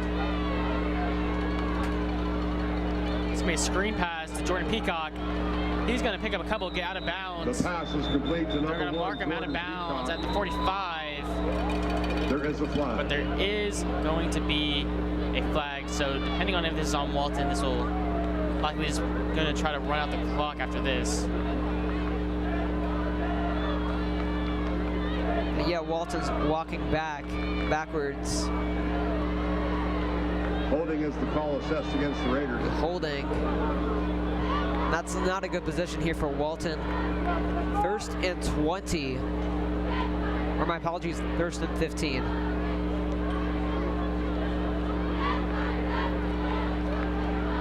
Now 16 seconds left. Let's see if Coach Brenner just calls a handoff. Everyone's squeezing in. This looks like it's just being kneel down. Trying to figure out the formation. And here is the kneel down.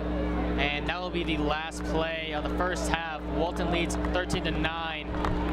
Lorelei Gunnels is now going to join me to discuss what happened in that first half. So Lorelei, it was a great first half for Walton. They started off down, however, after the big play from Cherokee. How do you feel like Walton responded? I think they responded really well. They were really able to clean up their red zone play after coming off of a fumble and an interception in their first drive. But they were able to come back from that, score a few field goals, and then later drive it down for a big touchdown play in the end. All right, now we also have one of the biggest players who's come back has been MJ Burnett. He had the big offensive catch, but he also has a great job tonight. On the defensive side, he has the interception. What have you made of his performance? I think the interception was huge, and his ability to go ahead and grab that ball and bring it down was just instrumental in turning the momentum of the game, which really gave Walton the ability to go down and score.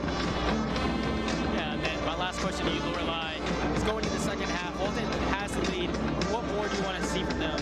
I really want to see them continue to excel in the run game. Noah Thompson has been doing great finding those open gaps and really remaining patient for them to open up for him. I really like that, and I also want to see a little more from the defense. We had a big sack by number 57.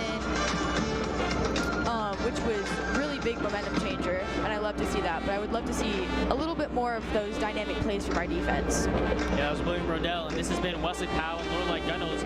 We'll be back for the second half of action in just about 19 minutes and 30 seconds. See you then.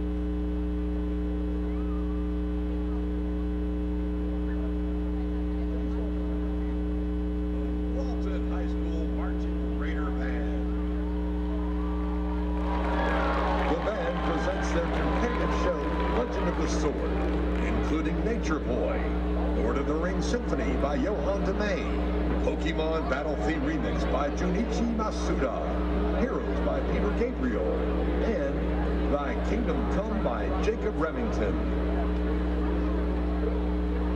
We are proud to present drum majors Isabel Cerqueira Perman, Chase Muehlhauser, Amy Lee, and the Walton High School Marching Raider Band.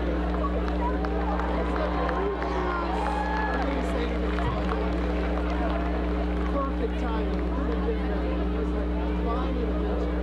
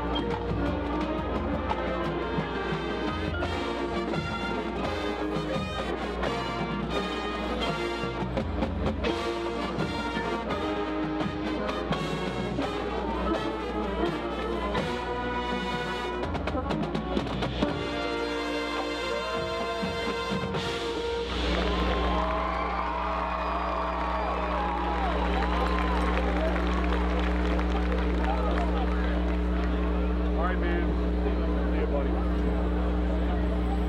Oh, sorry.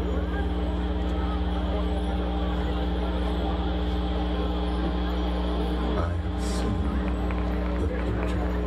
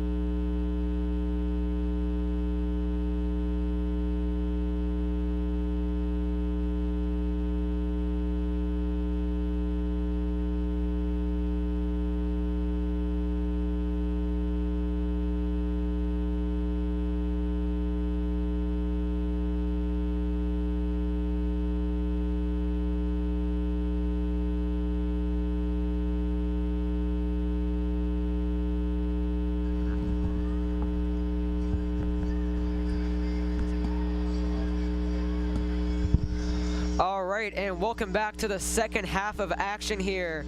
Walton is up 13-9 over Cherokee. And Wesley, after that first half, we've seen it's been a roller coaster so far. What do you think are some big takeaways for this offense? For the offense, I mean, I think the offense has done a great job.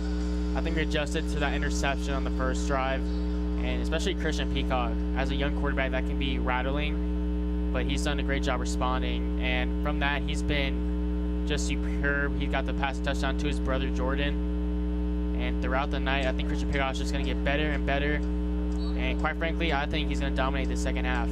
Yeah, and also for the Walton defense, we've had several penalty calls. How do you think they need to clean it up, especially from Mario Dixon? Well, I think Mario really cleaned up himself. He obviously had the 2 PIs, but he did a great job. On the next play, he made a great pass breakup. And then the next play, he was in coverage. It was a bad ball, but he did a great job nonetheless. And just in general, I think that secondary's done a really great job tonight, besides the 1 touchdown that they had early in the first quarter. Christian Andrews has done a great job as a guy who's usually a wide receiver playing defensive back tonight. And then you also had MJ with the interception that obviously was huge.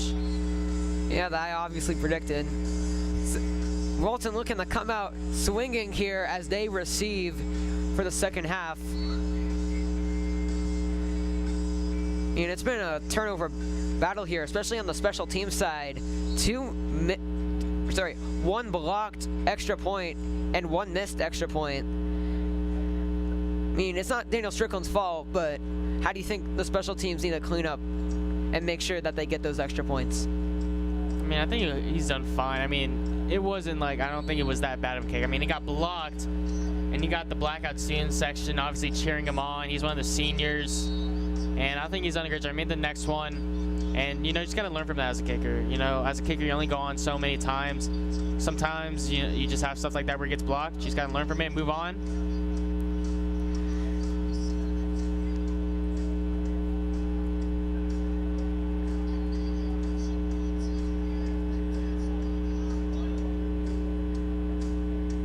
Here, 2 minutes left until we kick off here. Wesley Powell here is going to show you the scores of the state momentarily. Oh yeah, Sam, it's been a great day throughout the state of Georgia when it comes to some of the top games in the state. Currently at halftime, Gainesville leads Milton 14-3. That's a big one between 2 5A powers and what might just be the region championship in their region. We also got a good one down in 3A as North Clayton is leading Cedar Grove at the half 21-13. And another big 6A matchup, North Forsyth currently up 10-0 over North Atlanta. And my final game to watch is Marist is on upset watch, currently down to 14-3 to St. Pius in the second quarter. Yeah, I'd also note that Marietta and North Paulding game, that's going to be a thriller. I believe they're still in halftime when I last checked.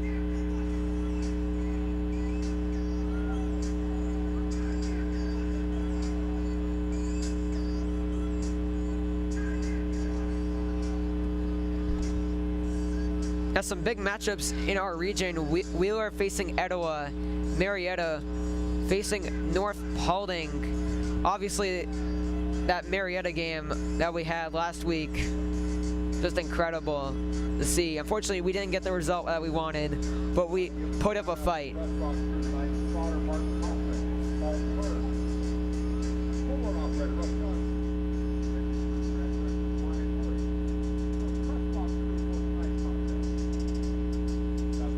All right, 30 seconds to kick off to start the second half.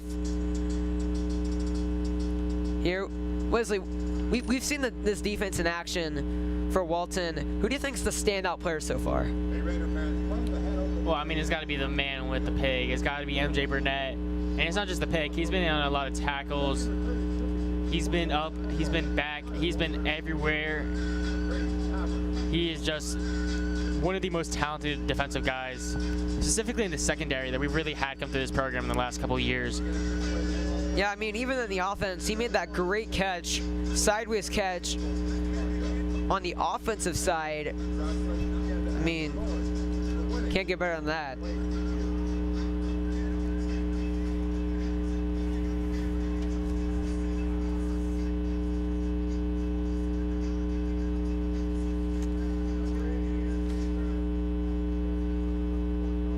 Here's Tony Ferris here to kick it off here for Cherokee.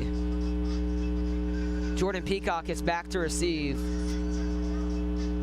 know what's interesting is we almost never go with this formation where it's like just one guy back. You notice how everyone's either up on the first line or the second line. They've all been low kicks so far, however. And that one is a low kick indeed.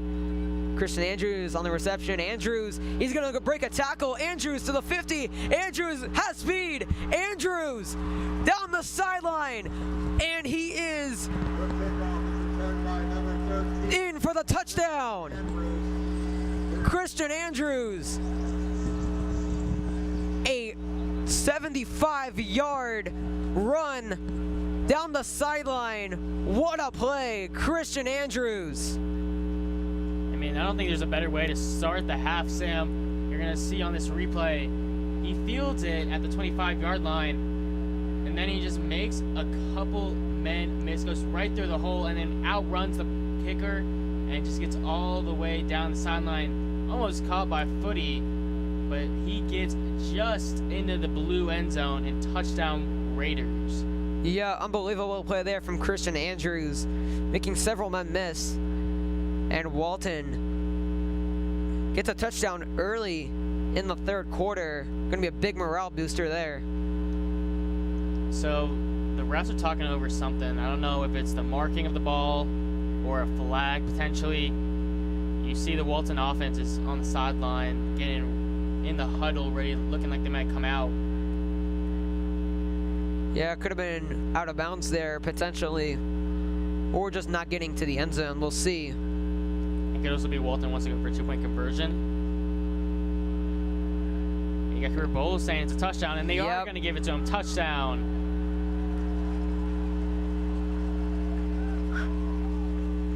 Sideline interference is called against the Raiders. Sideline interference against the Raiders, but that was after the touchdown, so the call will stand. Be 20-9 after the extra point from Daniel Strickland.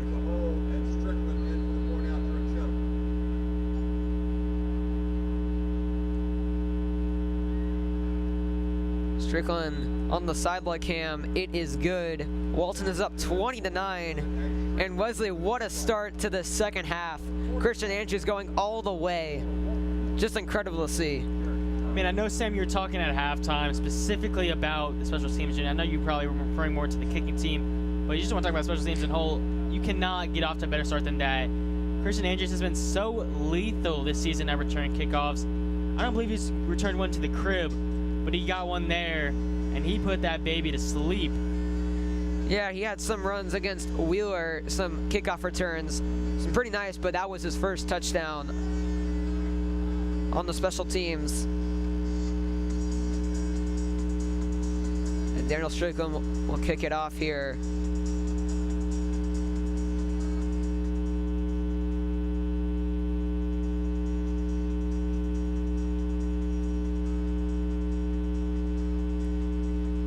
This is going to be big for Walton, Sam. This is where you really want Walton to take over the game. Just got to beat the life out of Cherokee now.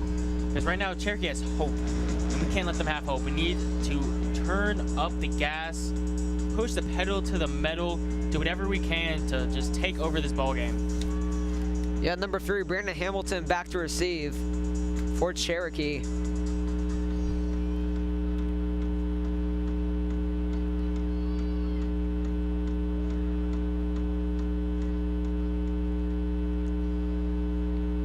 Some banter here from number 7, Kason Simmons to the Walton team.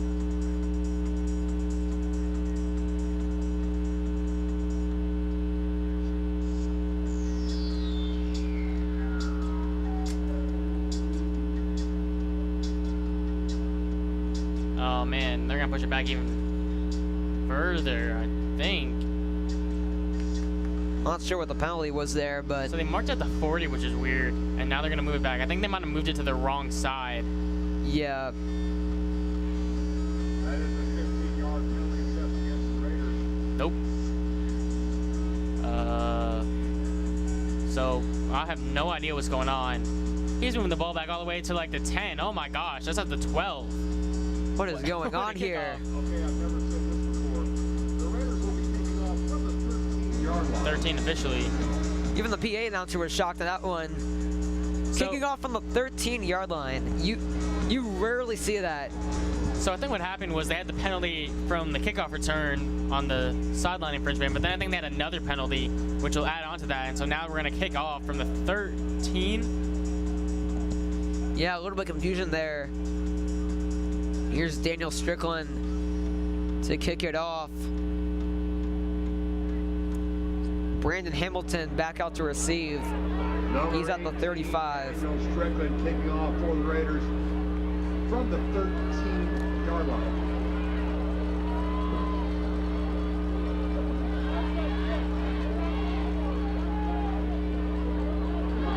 A long pause in action here, but we're about to start right back up here.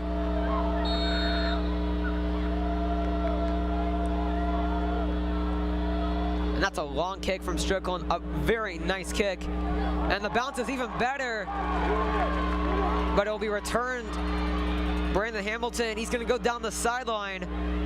Hamilton's gonna break a couple tackles and be tackled by around the 35. Brandon Hamilton on the return. And here comes the Walton defense once again.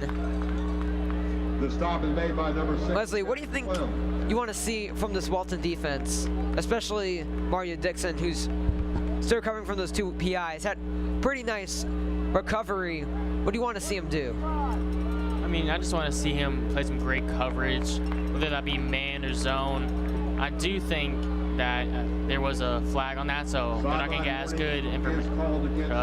Well, actually, no. So they're going to give a silent warning. I'm not sure if that's any yards. Yeah, no, it's just going to be a warning. So anyways, going back to Dixon, I just think Dixon needs to do a great job responding. It sounded like it sounds like some of the fans want to hold. I don't know if I saw it myself, but that's one that you're going to have to go back and watch. All right, 2nd and 4 here. Here's Kieran in the backfield for Cherokee. They're going to give it to him, but he's met immediately by the Raiders. Nice tackle there. On the carry. That is Sam Strickland on that tackle. Number 5, Sam Strickland alongside number 16, Paul Pruitt. Well, I mean, Pruitt and Strickland did a great job together, making a big tackle against a big back. And that's going to bring up a 3rd down, one that Walton's going to need a stop on. Yeah, especially if we want to keep that momentum from that touchdown return. Here's the 3rd and 3 from Zach Parker, the freshman quarterback. Here's Parker gonna just hand it off again. There's a pretty solid run there from Hearn, and he gets the 1st down. Strickland in again on the tackle. I mentioned it a multitude of times throughout the season, but Strickland has really done a great job as a guy who did not start last season and now comes in this season as a starter, especially with all the losses to the secondary. Even though he doesn't have the game experience going into the season, what he did have is his seniority experience in a defensive background with a lot of sophomores, and he's done a great job at that. Agreed. Here's 1st and 10 at the 50. Here's Zach Parker gonna hand it off again. That's once again Torrey Hearn. He's getting all the carries. They're gonna give Brandon Hamilton a little bit of a break here. Yeah, I was just thinking the same thing to myself. Hamilton's just been the dog all day. Hand it to him, hand it to him, hand it to him. Gotta give him a little bit of a break, and Hearn's done a great job on these last 3 handoffs. It does look like Brandon Hamilton is back on the field, however.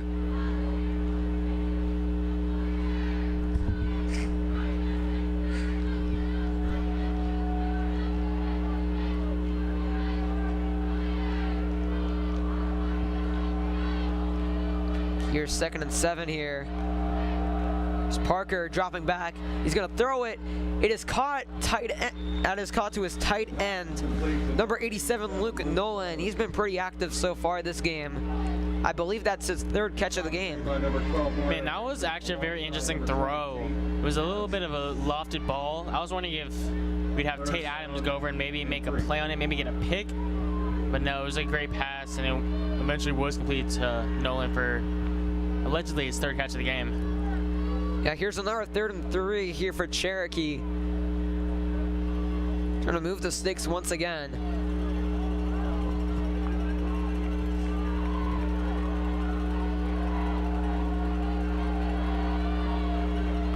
Here's Parker, gonna hand it off again. There's Brandon Hamilton diving for the first down. Number 3, Brandon. He tackled around the 36.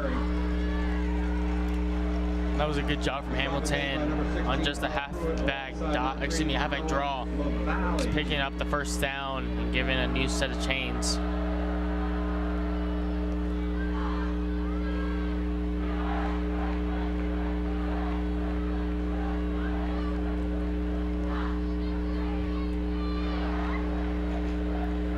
All right, here we go. New set of downs here for Cherokee.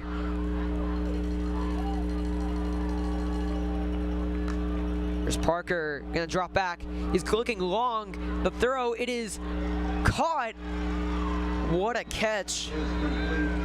That is Jack Rubin, his number 1 option for a first down. Number 12, Mario Dixon on the stop. Dixon came over from his receiver, and he almost made a great play on the ball. He got under his receiver, tried to force the pass breakup, but a great job from Rubin to hold on to it. Ball from the 9.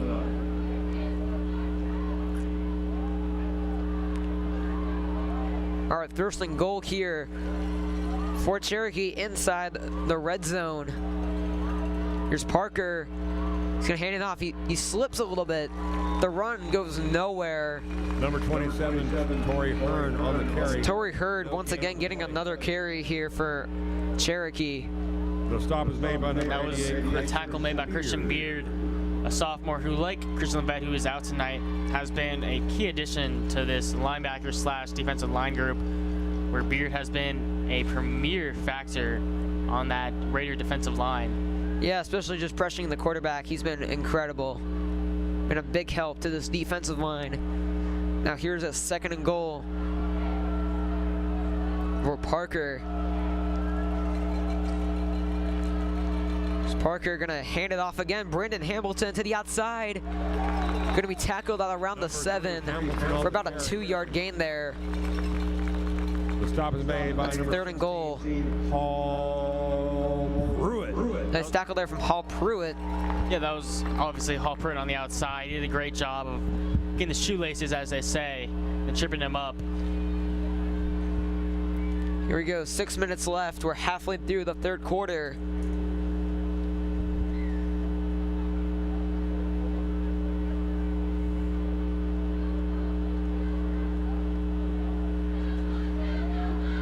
Cherokee got to watch the play clock. Already down to 5 seconds. You gotta go quickly here. And yep, there's a timeout call from Cherokee. Timeout on the field called by head coach Adam Holly. Coach Holly with a timeout. Here we're at 5 minutes and 39 seconds left. The Cobb County School District is proud to recognize tonight's fan of the game sponsor, Ed. So Wesley, we Your support helps at 3rd and goal here at the 6-yard line. What are you calling here? equipment and uniforms. For Walton, for and Cherokee. creating For Cherokee. scholarship opportunities for our Cherokee, Thank you for investing. I kind of like maybe a halfback screen. Learn more Think about becoming a fan of having the option to pass is going to be good, but then when using the strength that Hamilton has, Fan of the game. at least this goes to the goal line. The goal here, you don't necessarily need to get to the end zone. Just pick up, I would say, 2 to 3 yards up on much more manageable 4th down. And this is really where that missed field goal comes back to bite you. Because if you look at it right now, hypothetically speaking, you make the extra point and then kick the field goal, and it's a 7-1 game. Now, if you kick the field goal, it's now an 8-point game, then you got to get a 2-point conversion with it. Tavern after game. They'll be open late with a $15 buffet available, live music and lots of other specials. Pardon me, extra point. It's for continued support. All right, here's Cherokee's offense coming back onto the field. Tavern, route sponsors. Walt Red. Looks like Christian Andrews still there at defensive back. We're getting some reps there.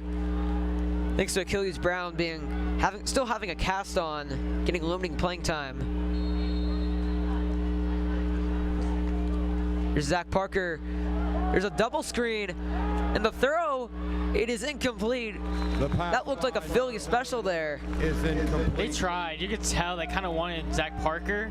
Fourth down and goal. And here comes the field goal unit here for Cherokee. A nice stop there from the Walton defense.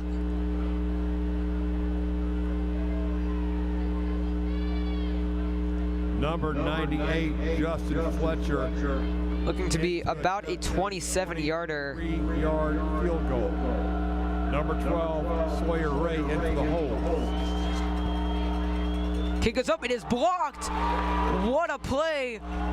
The field goal. That is Sam Strickland on the block. And Walton has it. Has the ball. Number 2, M. Well, I guess you were right. There was a blocked field goal. Just it came a little later. You know, maybe I'm like you. Maybe I just like predict these things. You gotta work smarter, not harder. Maybe the color commentator can always predict. Yeah. Nice play there from Sam Strickland to prevent the field goal. And Walton in a very good position here, up 20-9. Mind and your spine. Make healthy choices that keep you in Mid line. third quarter Got to have and looking nerve. good so far. Your 100 is coming. You make the call. We are Plasker Chiropractic. All right, here your is team and the first time we family see the chiropractor. Walton offense here in the second half. Sure, this is not the time they expected to get it. Agreed. Noriega Thompson next to him. Here's Peacock. He's going to throw. Wide open is Jordan Peacock. Makes an incredible catch. Peacock makes a defender miss. There is a flag. Multiple flags thrown. Peacock. And they're gonna get the defender for a face mask, Sam. Yep. Big call there. Stop is made by number 33, Flowers.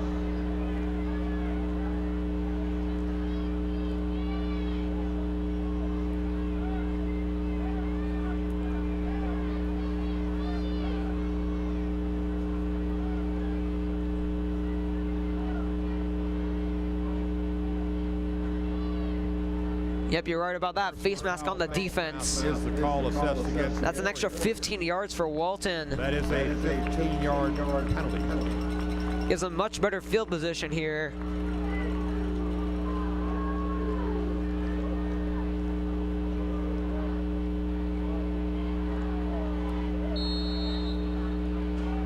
All right, first and 10 here at the 33-yard line. Here's Christian Peacock on another screen. That is caught. Nice catch there. That's Ethan Baker again. Peacock's pass That's his complete fourth to catch. 24. Very nice. He's getting Baker. much more targets in this game than the previous two games here. Yeah, and you really want to get him back to that Lambert game when he had 6 catches for 99 yards. He's a guy that we didn't really utilize a lot in that Marietta game, and obviously Coach Brennan wants to make the adjustment. All right, here's 2nd and 4. Gonna quickly hand it off to Noriega Thompson, and he gets an easy first down here for Walton. Carry for the Raiders. Just a quick run there, catching 45. Cherokee off guard. The stop Nice call there from Coach Bruner. Flowers. First He did a great job with the hurry up and executed it to perfection.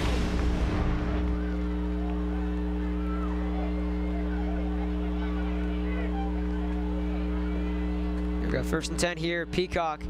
He's gonna keep it himself. Peacock down the middle, and he's just gonna slide for an easy first down. 4, Christian Peacock. I think maybe he bounced to the outside after picking up that first down. He had a lot of space, but sometimes you just gotta make the business decision. Don't risk that body. Yep, NJ Burnett coming into the game for the offense. Or never mind, he's being back out. My apologies.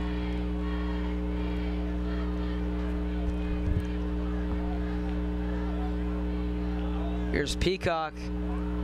1st and 10. He's gonna hand it off to Noriega Thompson once again. Thompson rumbles Nori Thompson, the ball carrier. to around the 39 for a gain of 6.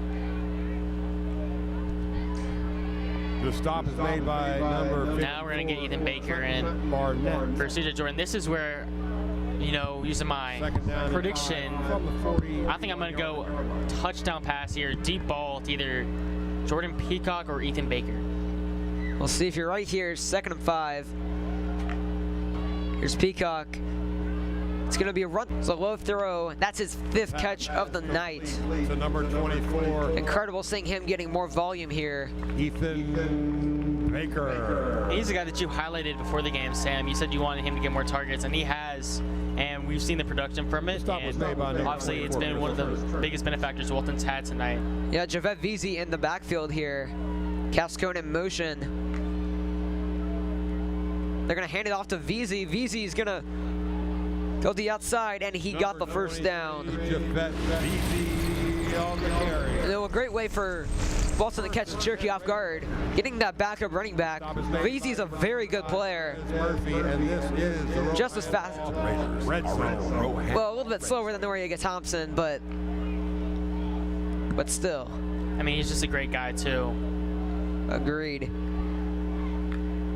Oh, There is and that's going to be on Cherokee. It's me. Looks like that was Nation Farmer.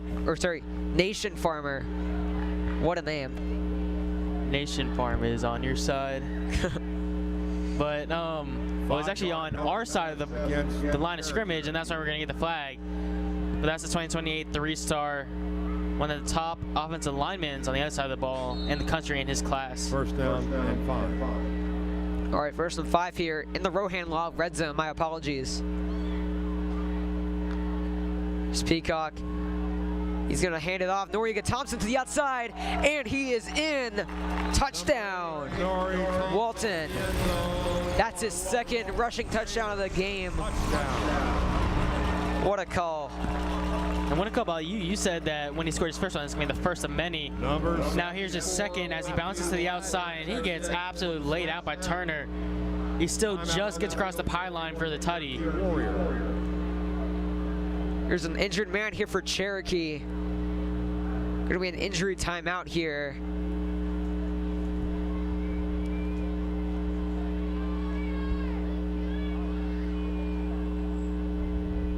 Here, Wesley here with scores from around the state here, and maybe an update on the North Cobb versus Marietta game. Very important in our region.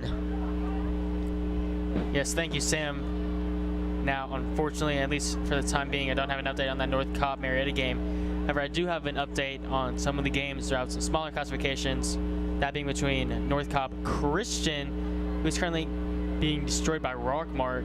Those are two of the top teams in their respective classifications. Another big one that I mentioned earlier was North Clayton, who was up at the half from Cedar Grove. They have since extended their lead, now up to 33-13. Also, another game that I mentioned was North Forsyth versus North Atlanta. That game has since concluded at 10-6, with North Forsyth coming out with the victory. And my final score from around the state, Sam, is again looking back at that upset watch. Marist currently in my top 25. I don't know about next week, however, as Marist is currently losing 21-13 to St. Pius. All right, great updates from around the state. Some very close games and some big upsets brewing. Gunnels. Here's Daniel Strickland Number 18. to kick the extra point. In for the point after attempt.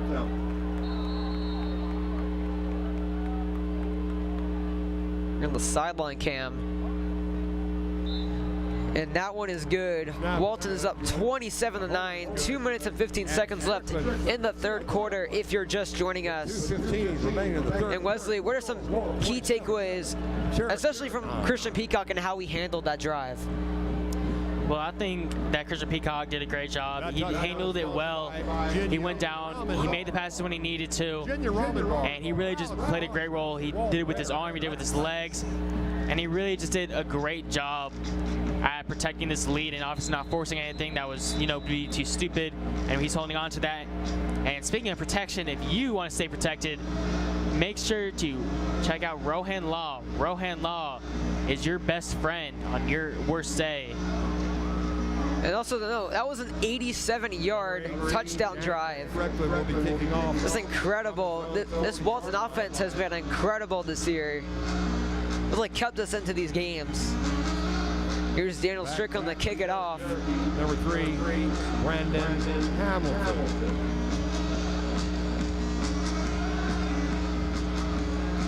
Looks like Brandon Hamilton back out to receive.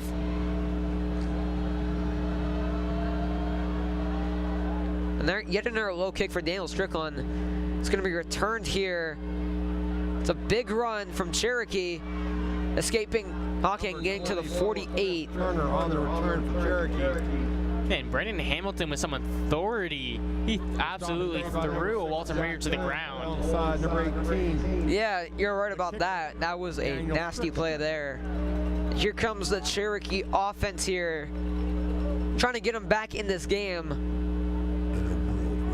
First and 10 from the 49. Energy matters.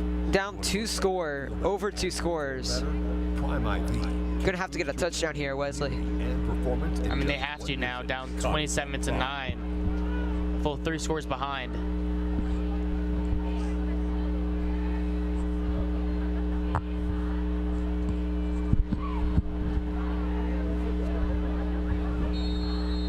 All right, here's Zach Parker here at the 49.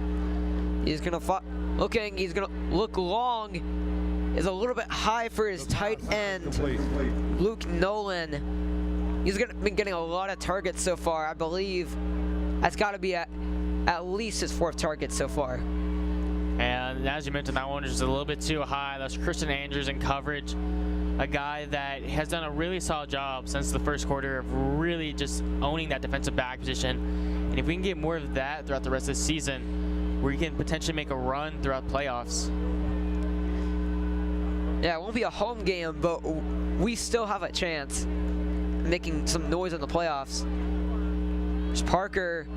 He's going to fire. It is incomplete. Looking for Jack Rubin. Slipped out of his hands. Pass is incomplete. And forced 3rd and long, Wesley. Zach Parker. Oh man, MJ Burnett was so close to picking that off. Hit him in the arm. Just couldn't get 2 hands on it.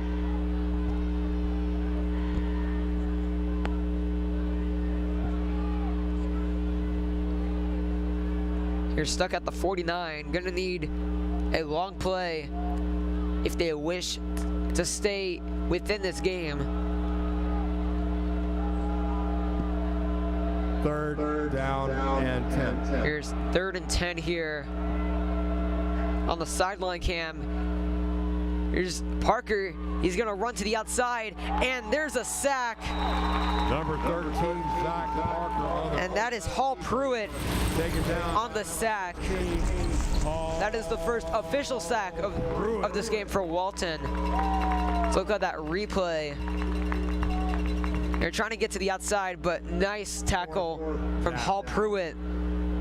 And looks like the punt team is coming out. Questionable decision here from Cherokee. Even though it is the 3rd quarter, gonna kind of need a big score here. It is a 4th and 16 though. So I don't know. Again, this is really just down to a coach's decision. It's Cherokee the punt here. Sounds a little bit high. Wasn't a good bounce here for Cherokee. That'll settle at around the 20. Here comes the Walton offense 20-yard line. with 53 seconds left. All right, well, during this intermission, we'd like to thank all of our wonderful sponsors yet again. The Butler Family Foundation, the Dowell Family Foundation, Rohan Law, Peach Out Power Yoga, the Gott Family. Speaking of the Gott family, Charlie Gott was back here just a second ago. And lastly, Precision Builds. Yeah, thanks to all our sponsors. We would not be doing this broadcast without them. They help support Walton Broadcasting and help make the stream. All right, here's Peacock at the 20. Looks like Javette Veazey's in the backfield. Gonna fake it to him. And pass is incomplete. Nice coverage there from Zach Fullen on Jordan Peacock. I mean, that was just sticky glue coverage. Fullen all over Peacock. Did a great job on that PBU.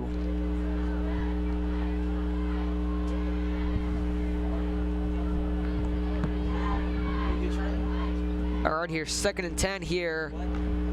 Here's Peacock.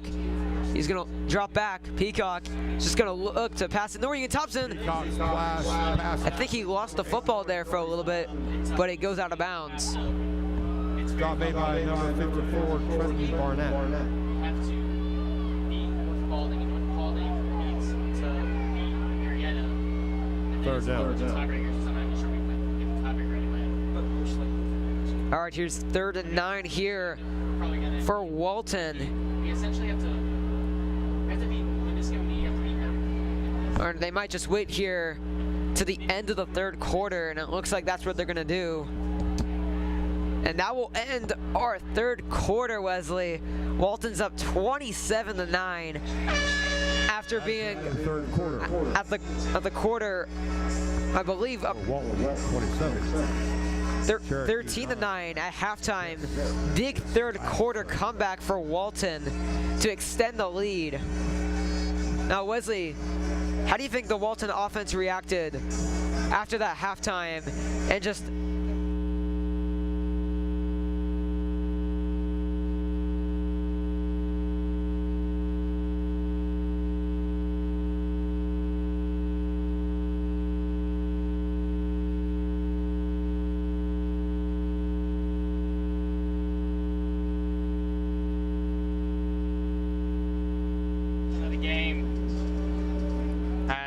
Boys, get ready for the second half of action. Excuse me, second half, 4th quarter of action. Cannot wait for that, Sam. Yeah, I know.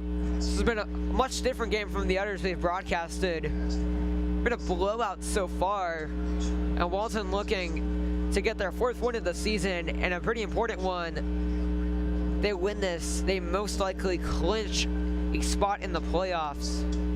Whether it's the 2 seed or the 4 seed, we will come out swinging in the playoffs, I bet.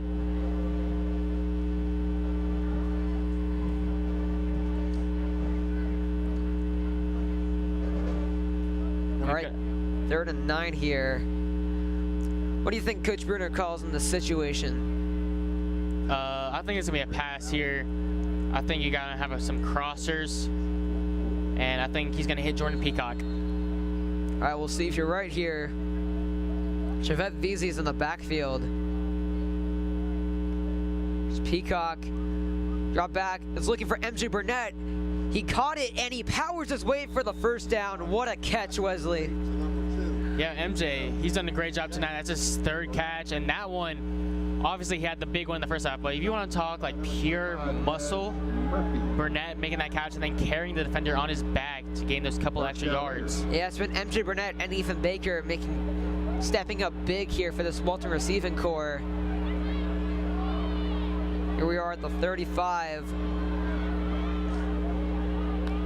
It's Peacock. He's gonna hand it off. That is Javette Veazey.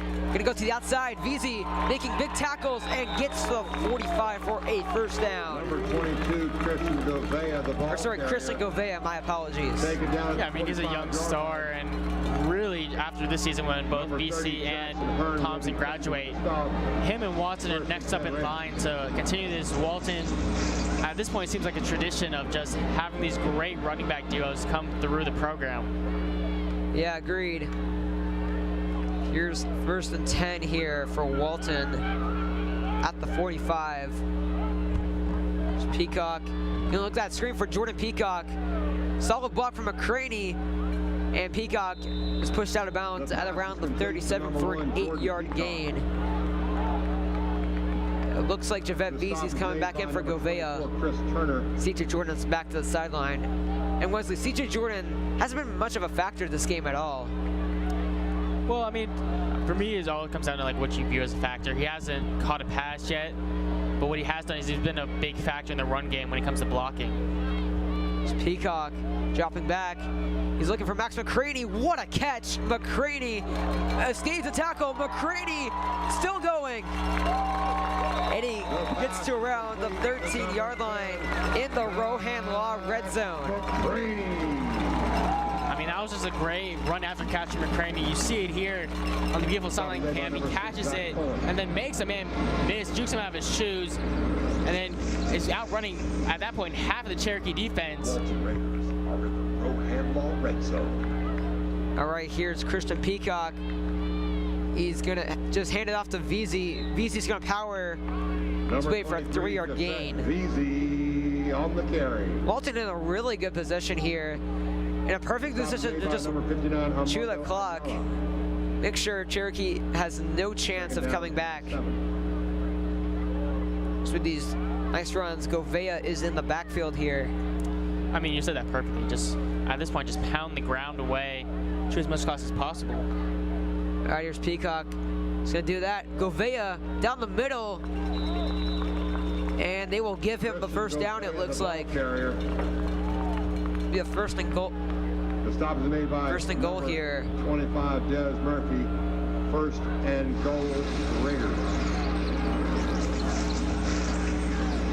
The Walton Raiders from the Rohan Law red zone. All right, first and goal here for Peacock. He's just gonna hand it off, and the run goes nowhere. Govea on the Govea. carry for the Raiders. Only about a 1 yard gain there, I'd say. I mean, there's where you're gonna maybe want Javette VC. He's got a little bit more pound for pound muscle right now than Govea does. So put him in there as they have now, and let him just muscle his way forward. Yeah, it looks like Noriega Thompson just taking a rest here as they're rotating Govea and Javette Veazey. It's Peacock in the second and goal. He's gonna hand it off, and now it's a touchdown, Javette Veazey. I believe that is his first rushing touchdown of the season. Sorry, yes, his first rushing touchdown of the season. He had a passing touchdown in that Wheeler game on that replay, right down the middle. Nice play there. And Walton will be up 34-9 after the extra point. Gunnels in for the hold, and Strickland in for the point after attempt. Here's Strickland for the extra point, and it is good. Walton up 34-9, 9 minutes and 6 seconds left in the fourth quarter, Wesley. How do you think this running back duo of Javette Veazey and Christian Govea are doing after Noriega Thompson just giving a rest? They looked really good out there, Wesley. Oh man, absolutely, Sam. Those two are very talented. They're both very speedy, and they're two guys that you don't look at, and neither of them were the tallest guy, but what they both have is they're both very quick. They both are very elusive, and they both are very big. As I said a little bit ago, I think VC, maybe pound for pound, I'd probably give it to VC, but both of them very strong enough and capable of by themselves.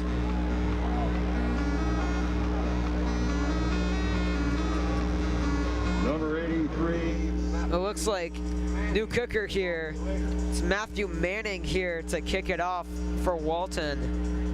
I'm really excited about Matthew Manning. From what I've heard, he's supposed to be a very good kicker. See what he does. That's a great kick, Wesley. And they'll be returned here by Hamilton. Hamilton's gonna be tackled. Big hit there. Manning's kick is caught on the 3-yard line by Brandon. That was Tate Adams on the tackle. Taken down to the 20-yard Used all of his muscle there to make the tackle, make a big stop. Tate Adams. All right, 8 minutes and 58 seconds left. Unlikely that Cherokee will come back here. But Walton just trying to ensure that they get this easy victory here over the bottom team in our region.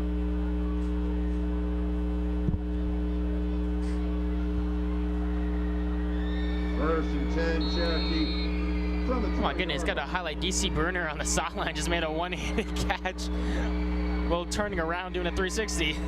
Future star there.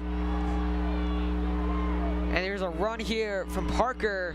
Just gonna slide down, play it safe. Parker on the quarterback keeper. Gets about 8 yards there. Yeah, I've been impressed by Parker today. He's done a great job as a freshman, just handling the offense, making good reads, and just he's showing a lot of potential over the next couple of years. Yeah, it could be a big changer there for Cherokee in the near future. 3 more years left at Cherokee after this season. Could be a factor in Cherokee's run back to the top eventually. Here's a 2nd and 5 here. Here's Zach Parker just gonna hand it off. That is Brandon Hamilton. There is a flag on that play, however. On the carry, there is a flag. I wonder if maybe on the stiff arm, Hamilton might have grabbed Strickland's helmet. Possibly. We'll see what they call here. Well, it's actually going to be a hold against Cherokee. Yep, that's going to drop him back. For sure. A 10-yard loss. So it'll be 2nd and long.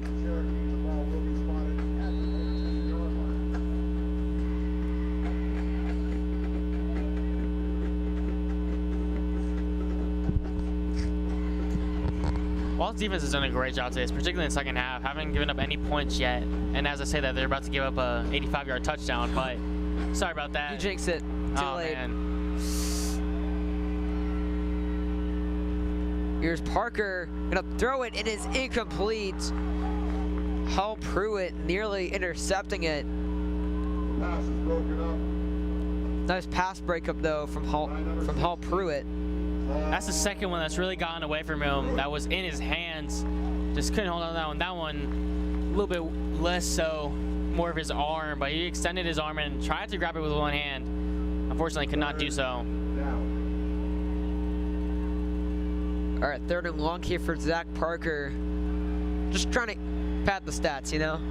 Yeah. Empty backfield. There's Parker just gonna jet sweep here to Hamilton, but he gets stopped. No gain. Unfortunate there for Cherokee. And that will probably guarantee at this point. Comeback will not happen. Walton coasts to a victory here. Well, that was William Riddell who had that sack taken away after the penalty. But he has had a great senior night, going out at the Valley with a bang. Here's Anthony Ferguson here to punt it.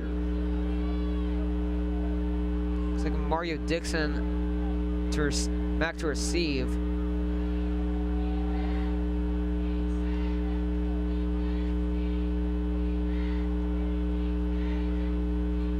One looks pretty good here. Dixon, fair catch at the 44-yard line. Here comes the Walton offense once again. I mean, Wesley, just try to go for runs here, honestly. Just go for Javette Veazey and Christian Govea. Waste as much time as possible. Just goes an easy victory. And get back to 4-4. No, I mean, and then you said it perfectly too, is I love Noah. He's had a great game. Just give it to the backups, let them get some action in. Specifically, I want to see Christian Govea, just because he's the younger back. And actually, we're going to have a new back out there. But just giving it to these backs that don't usually get it. That's Tosin Adewemo. Yeah, the senior on senior night. I don't believe he's got to carry all season. This is going to be so much fun. You can hear the student section cheering for him. They're going to give it to him on his first carry. Nice run there. Gets about 5 yards. 39-yard line. Here, yeah, they're just going to rotate running backs, it looks like. Most likely. Here's Devin Levette entering the game for the first time. Oh, man, you've also seen Om Patel near side. I know he's a fan favorite. 2nd down and 5. 2nd and 5. Looks like Adewemo still in the game. Gonna hand off again. There's flags, however. There is a flag. And emotionally false start. It looks like.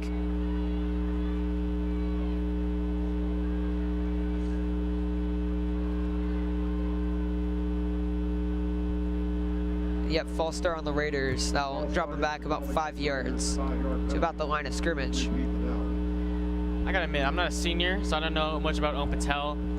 But, I mean, there's been multiple people that have gone up and asked me, like, is Om Patel on the football team? How much action does he get? And I'm like, I haven't seen him this season. I know he's on the team, but now we're getting that chance to see him. It just goes to show how much Om Patel is loved by these students. Agreed here. Here's Peacock, just gonna fire. That's Devin Levette, his first catch of the game. Very nice catch there. It's about right where they were before the penalty. And Devin Levette, we've seen him a couple times early in the season but just hasn't been able to get consistent playing time. Yeah, and he's one of those guys that, you know, maybe his sophomore, junior year doesn't get a lot of action, but I expect to see a little bit more of him next season when the broadcasts come back. Peacock on a 3rd and 4. Just gonna hand it off to Duemo. Duemo's gonna get the first down. Nice run there. 5 minutes left in the 4th quarter here. Gonna swap out the entire offense, and it looks like there is a new quarterback. One of the freshmen here playing quarterback. Just trying to get some reps.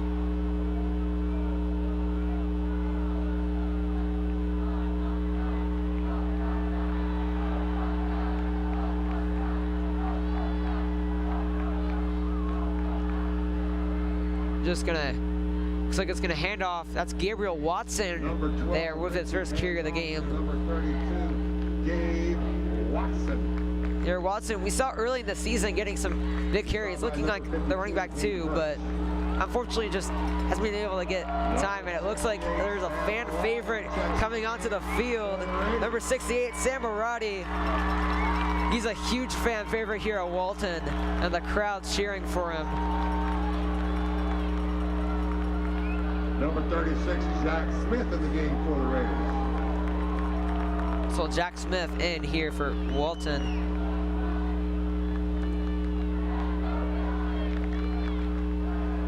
He's gonna hand it off. There's Gabriel Watson. Oh, big tackle there from Cherokee, stopping the first down. Number 32. Just a little bit short of that first down, Leslie. Well, that's how they have to tackle him, because he's got so much muscle to him. He's so hard to take down that you kind of have to throw him on his back, because otherwise you're not going to be able to tackle him. And 1. Check that, 3rd down to 1.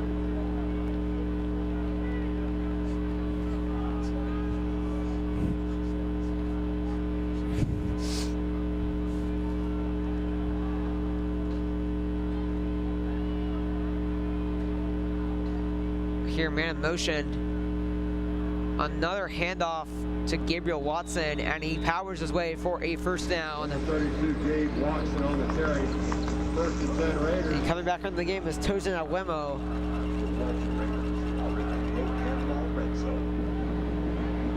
The stop was made by number 87, Luke Nolan. The Walton Raiders are in the Rohan Law red zone. And they're in the Rohan Law red zone for the last time of this game. Rohan Law, proud sponsors of Walton Raider football.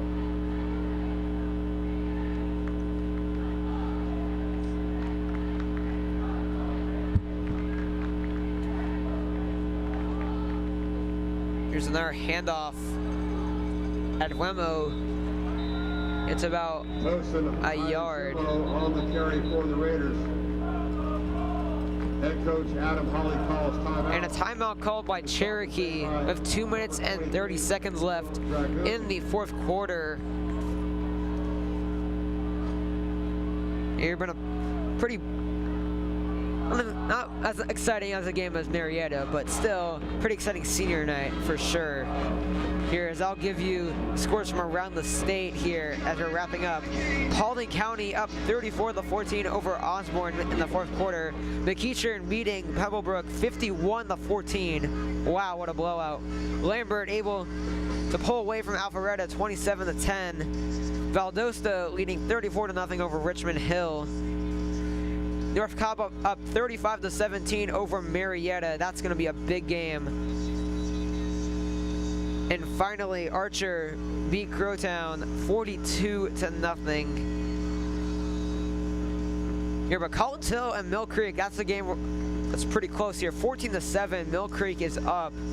Collinsville being one of the top 25 teams originally, just had a disappointing season so far, hoping to bounce back. Here comes the Walton offense one last time here. Devin Levette on the left side.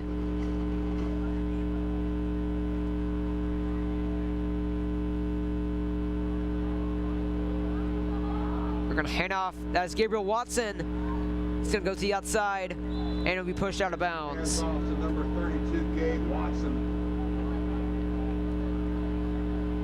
Number 26, Gino Quintero. Looks like they're going to be rotating the RB4 and the RB5. Third down. Even giving the backups a break. Just giving some reps to the four stringers. Game for the Raiders. Number 36, Jack Smith coming off the field. Number 25, Garrett Bailey in the game for the Raiders. And Garrett Bailey in for the Raiders.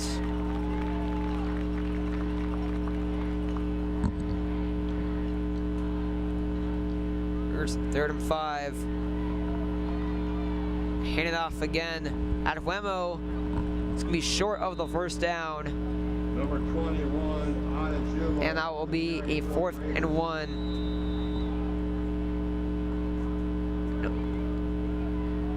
Timeout call by With this timeout, Sam, I don't want to give you any hate. We do not have a name on the starting quarterback for Walton. Had the backup with Pearson DeGale before he transferred out. This is the current freshman quarterback, and again, we do not have a name on him. But regardless, Sam, now with 9:09 to go, this has been such a great game, and it's been such a pleasure to call all these broadcasts with you for this season. Yeah, it's been a real pleasure here. This season's been a complete roller coaster. 2 very close games, and it's been an incredible showing here, Wesley. So, Sam, assuming that we can chalk this one up in the win column, Walton will now move to 2-2 at home of the season, well on the broadcast. So that's going to be, just at 500. Next season will be my senior year. I can't wait to maybe break that streak as the play-by-play announcer and take the winning record when I'm announcing. You definitely don't want it to be in the losing record. But regardless, that will also push Walton's overall record this season to 4-4, as well as their region schedule to 2-2. Their next game is going to be next Friday night as they travel to Etowah High School.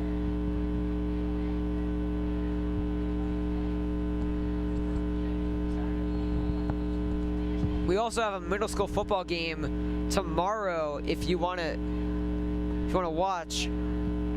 Or sorry, next week.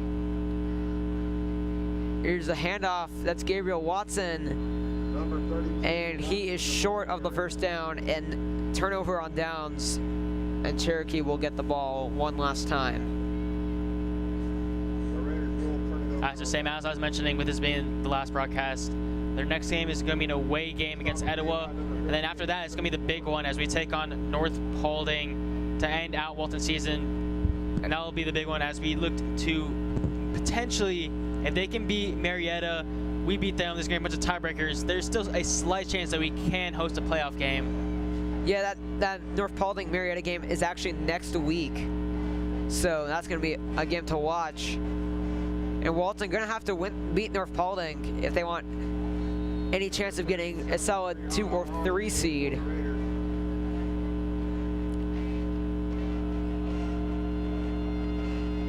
We hand off. That's number 27, Tori Hearn, going no gain. Also, Sam, so just trying to inform all of our viewers with the most knowledge they can. Before the season, they already lined up what region gets what region in the playoff bracket. So we were lined up with the region 3. That is the region of McEachern and Hillgrove. We already faced McEachern and Corey Kellen. It was not the best game. Yeah, hopefully we can learn from that game. The redistricting. Districts don't matter as much as they used to, but it's the playoff seeding is mainly based on record now instead of division record. So it's going to be an interesting sight to see. That is starting next season. For this season, this will be the last year that they actually do matter.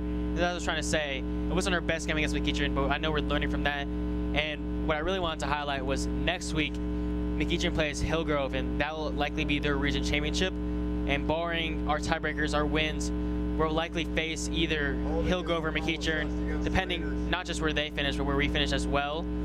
And either way, that's going to be a tough matchup because those are 2 of the best teams in the classification. It's a little bit of an unlucky draw, but we got to fight nonetheless. Yeah, agreed. 2nd and 2.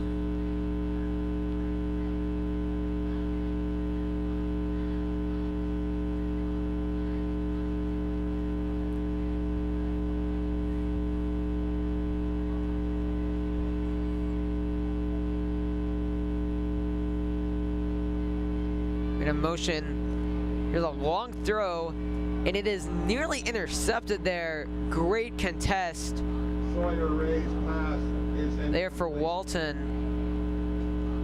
It appeared to be Sam Strickland. Yeah, and he used all of his frame. He was extending as much as he possibly could. Still just a couple inches out of reach. I'd also like to shout out our Walton broadcasting crew here for doing such an amazing job capturing this senior night and our last home broadcast of the football season. Here's 3rd and 2.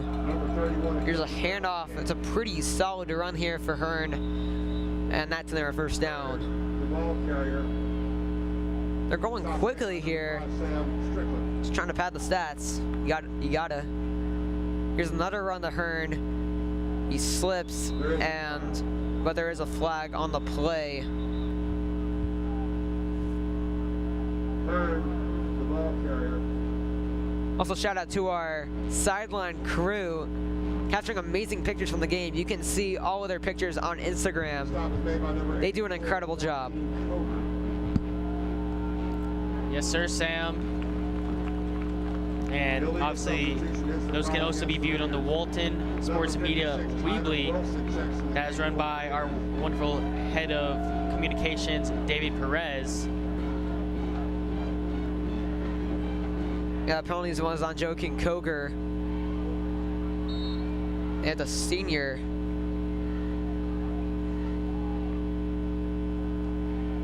Here we go here. It's on our run to Hearn. The run goes nowhere.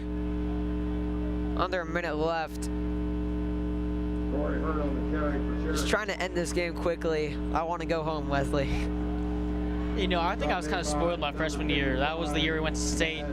None of those games were close, so they were always running clock and we get home soon. Now we got to stay for the entire length of a game. Up here, here's the drop back. He's gonna take it and run for the first down. Sawyer Ray on the It's Sawyer Ray here wearing number 12. That is the senior quarterback. In the game for the Raiders alongside number 44, Harrison Duncanson. My apologies, a sophomore quarterback. Number 35, Danny Iser in the game for the Raiders. Here's Danny Iser. Yes. He makes some incredible pictures for Walton Broadcasting. Yeah, you'll see he's number 35. He's got the Miami towel on. I see you, Danny. Confident out there.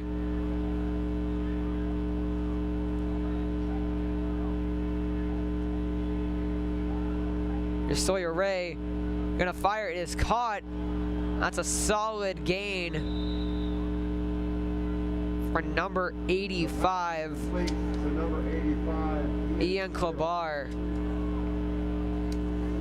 Moving to 6, maybe gonna get one last play. Charlie. Here we go. Here's a long throw, and it is nearly intercepted by Mario Dixon. Nice contest there. Mario Dixon.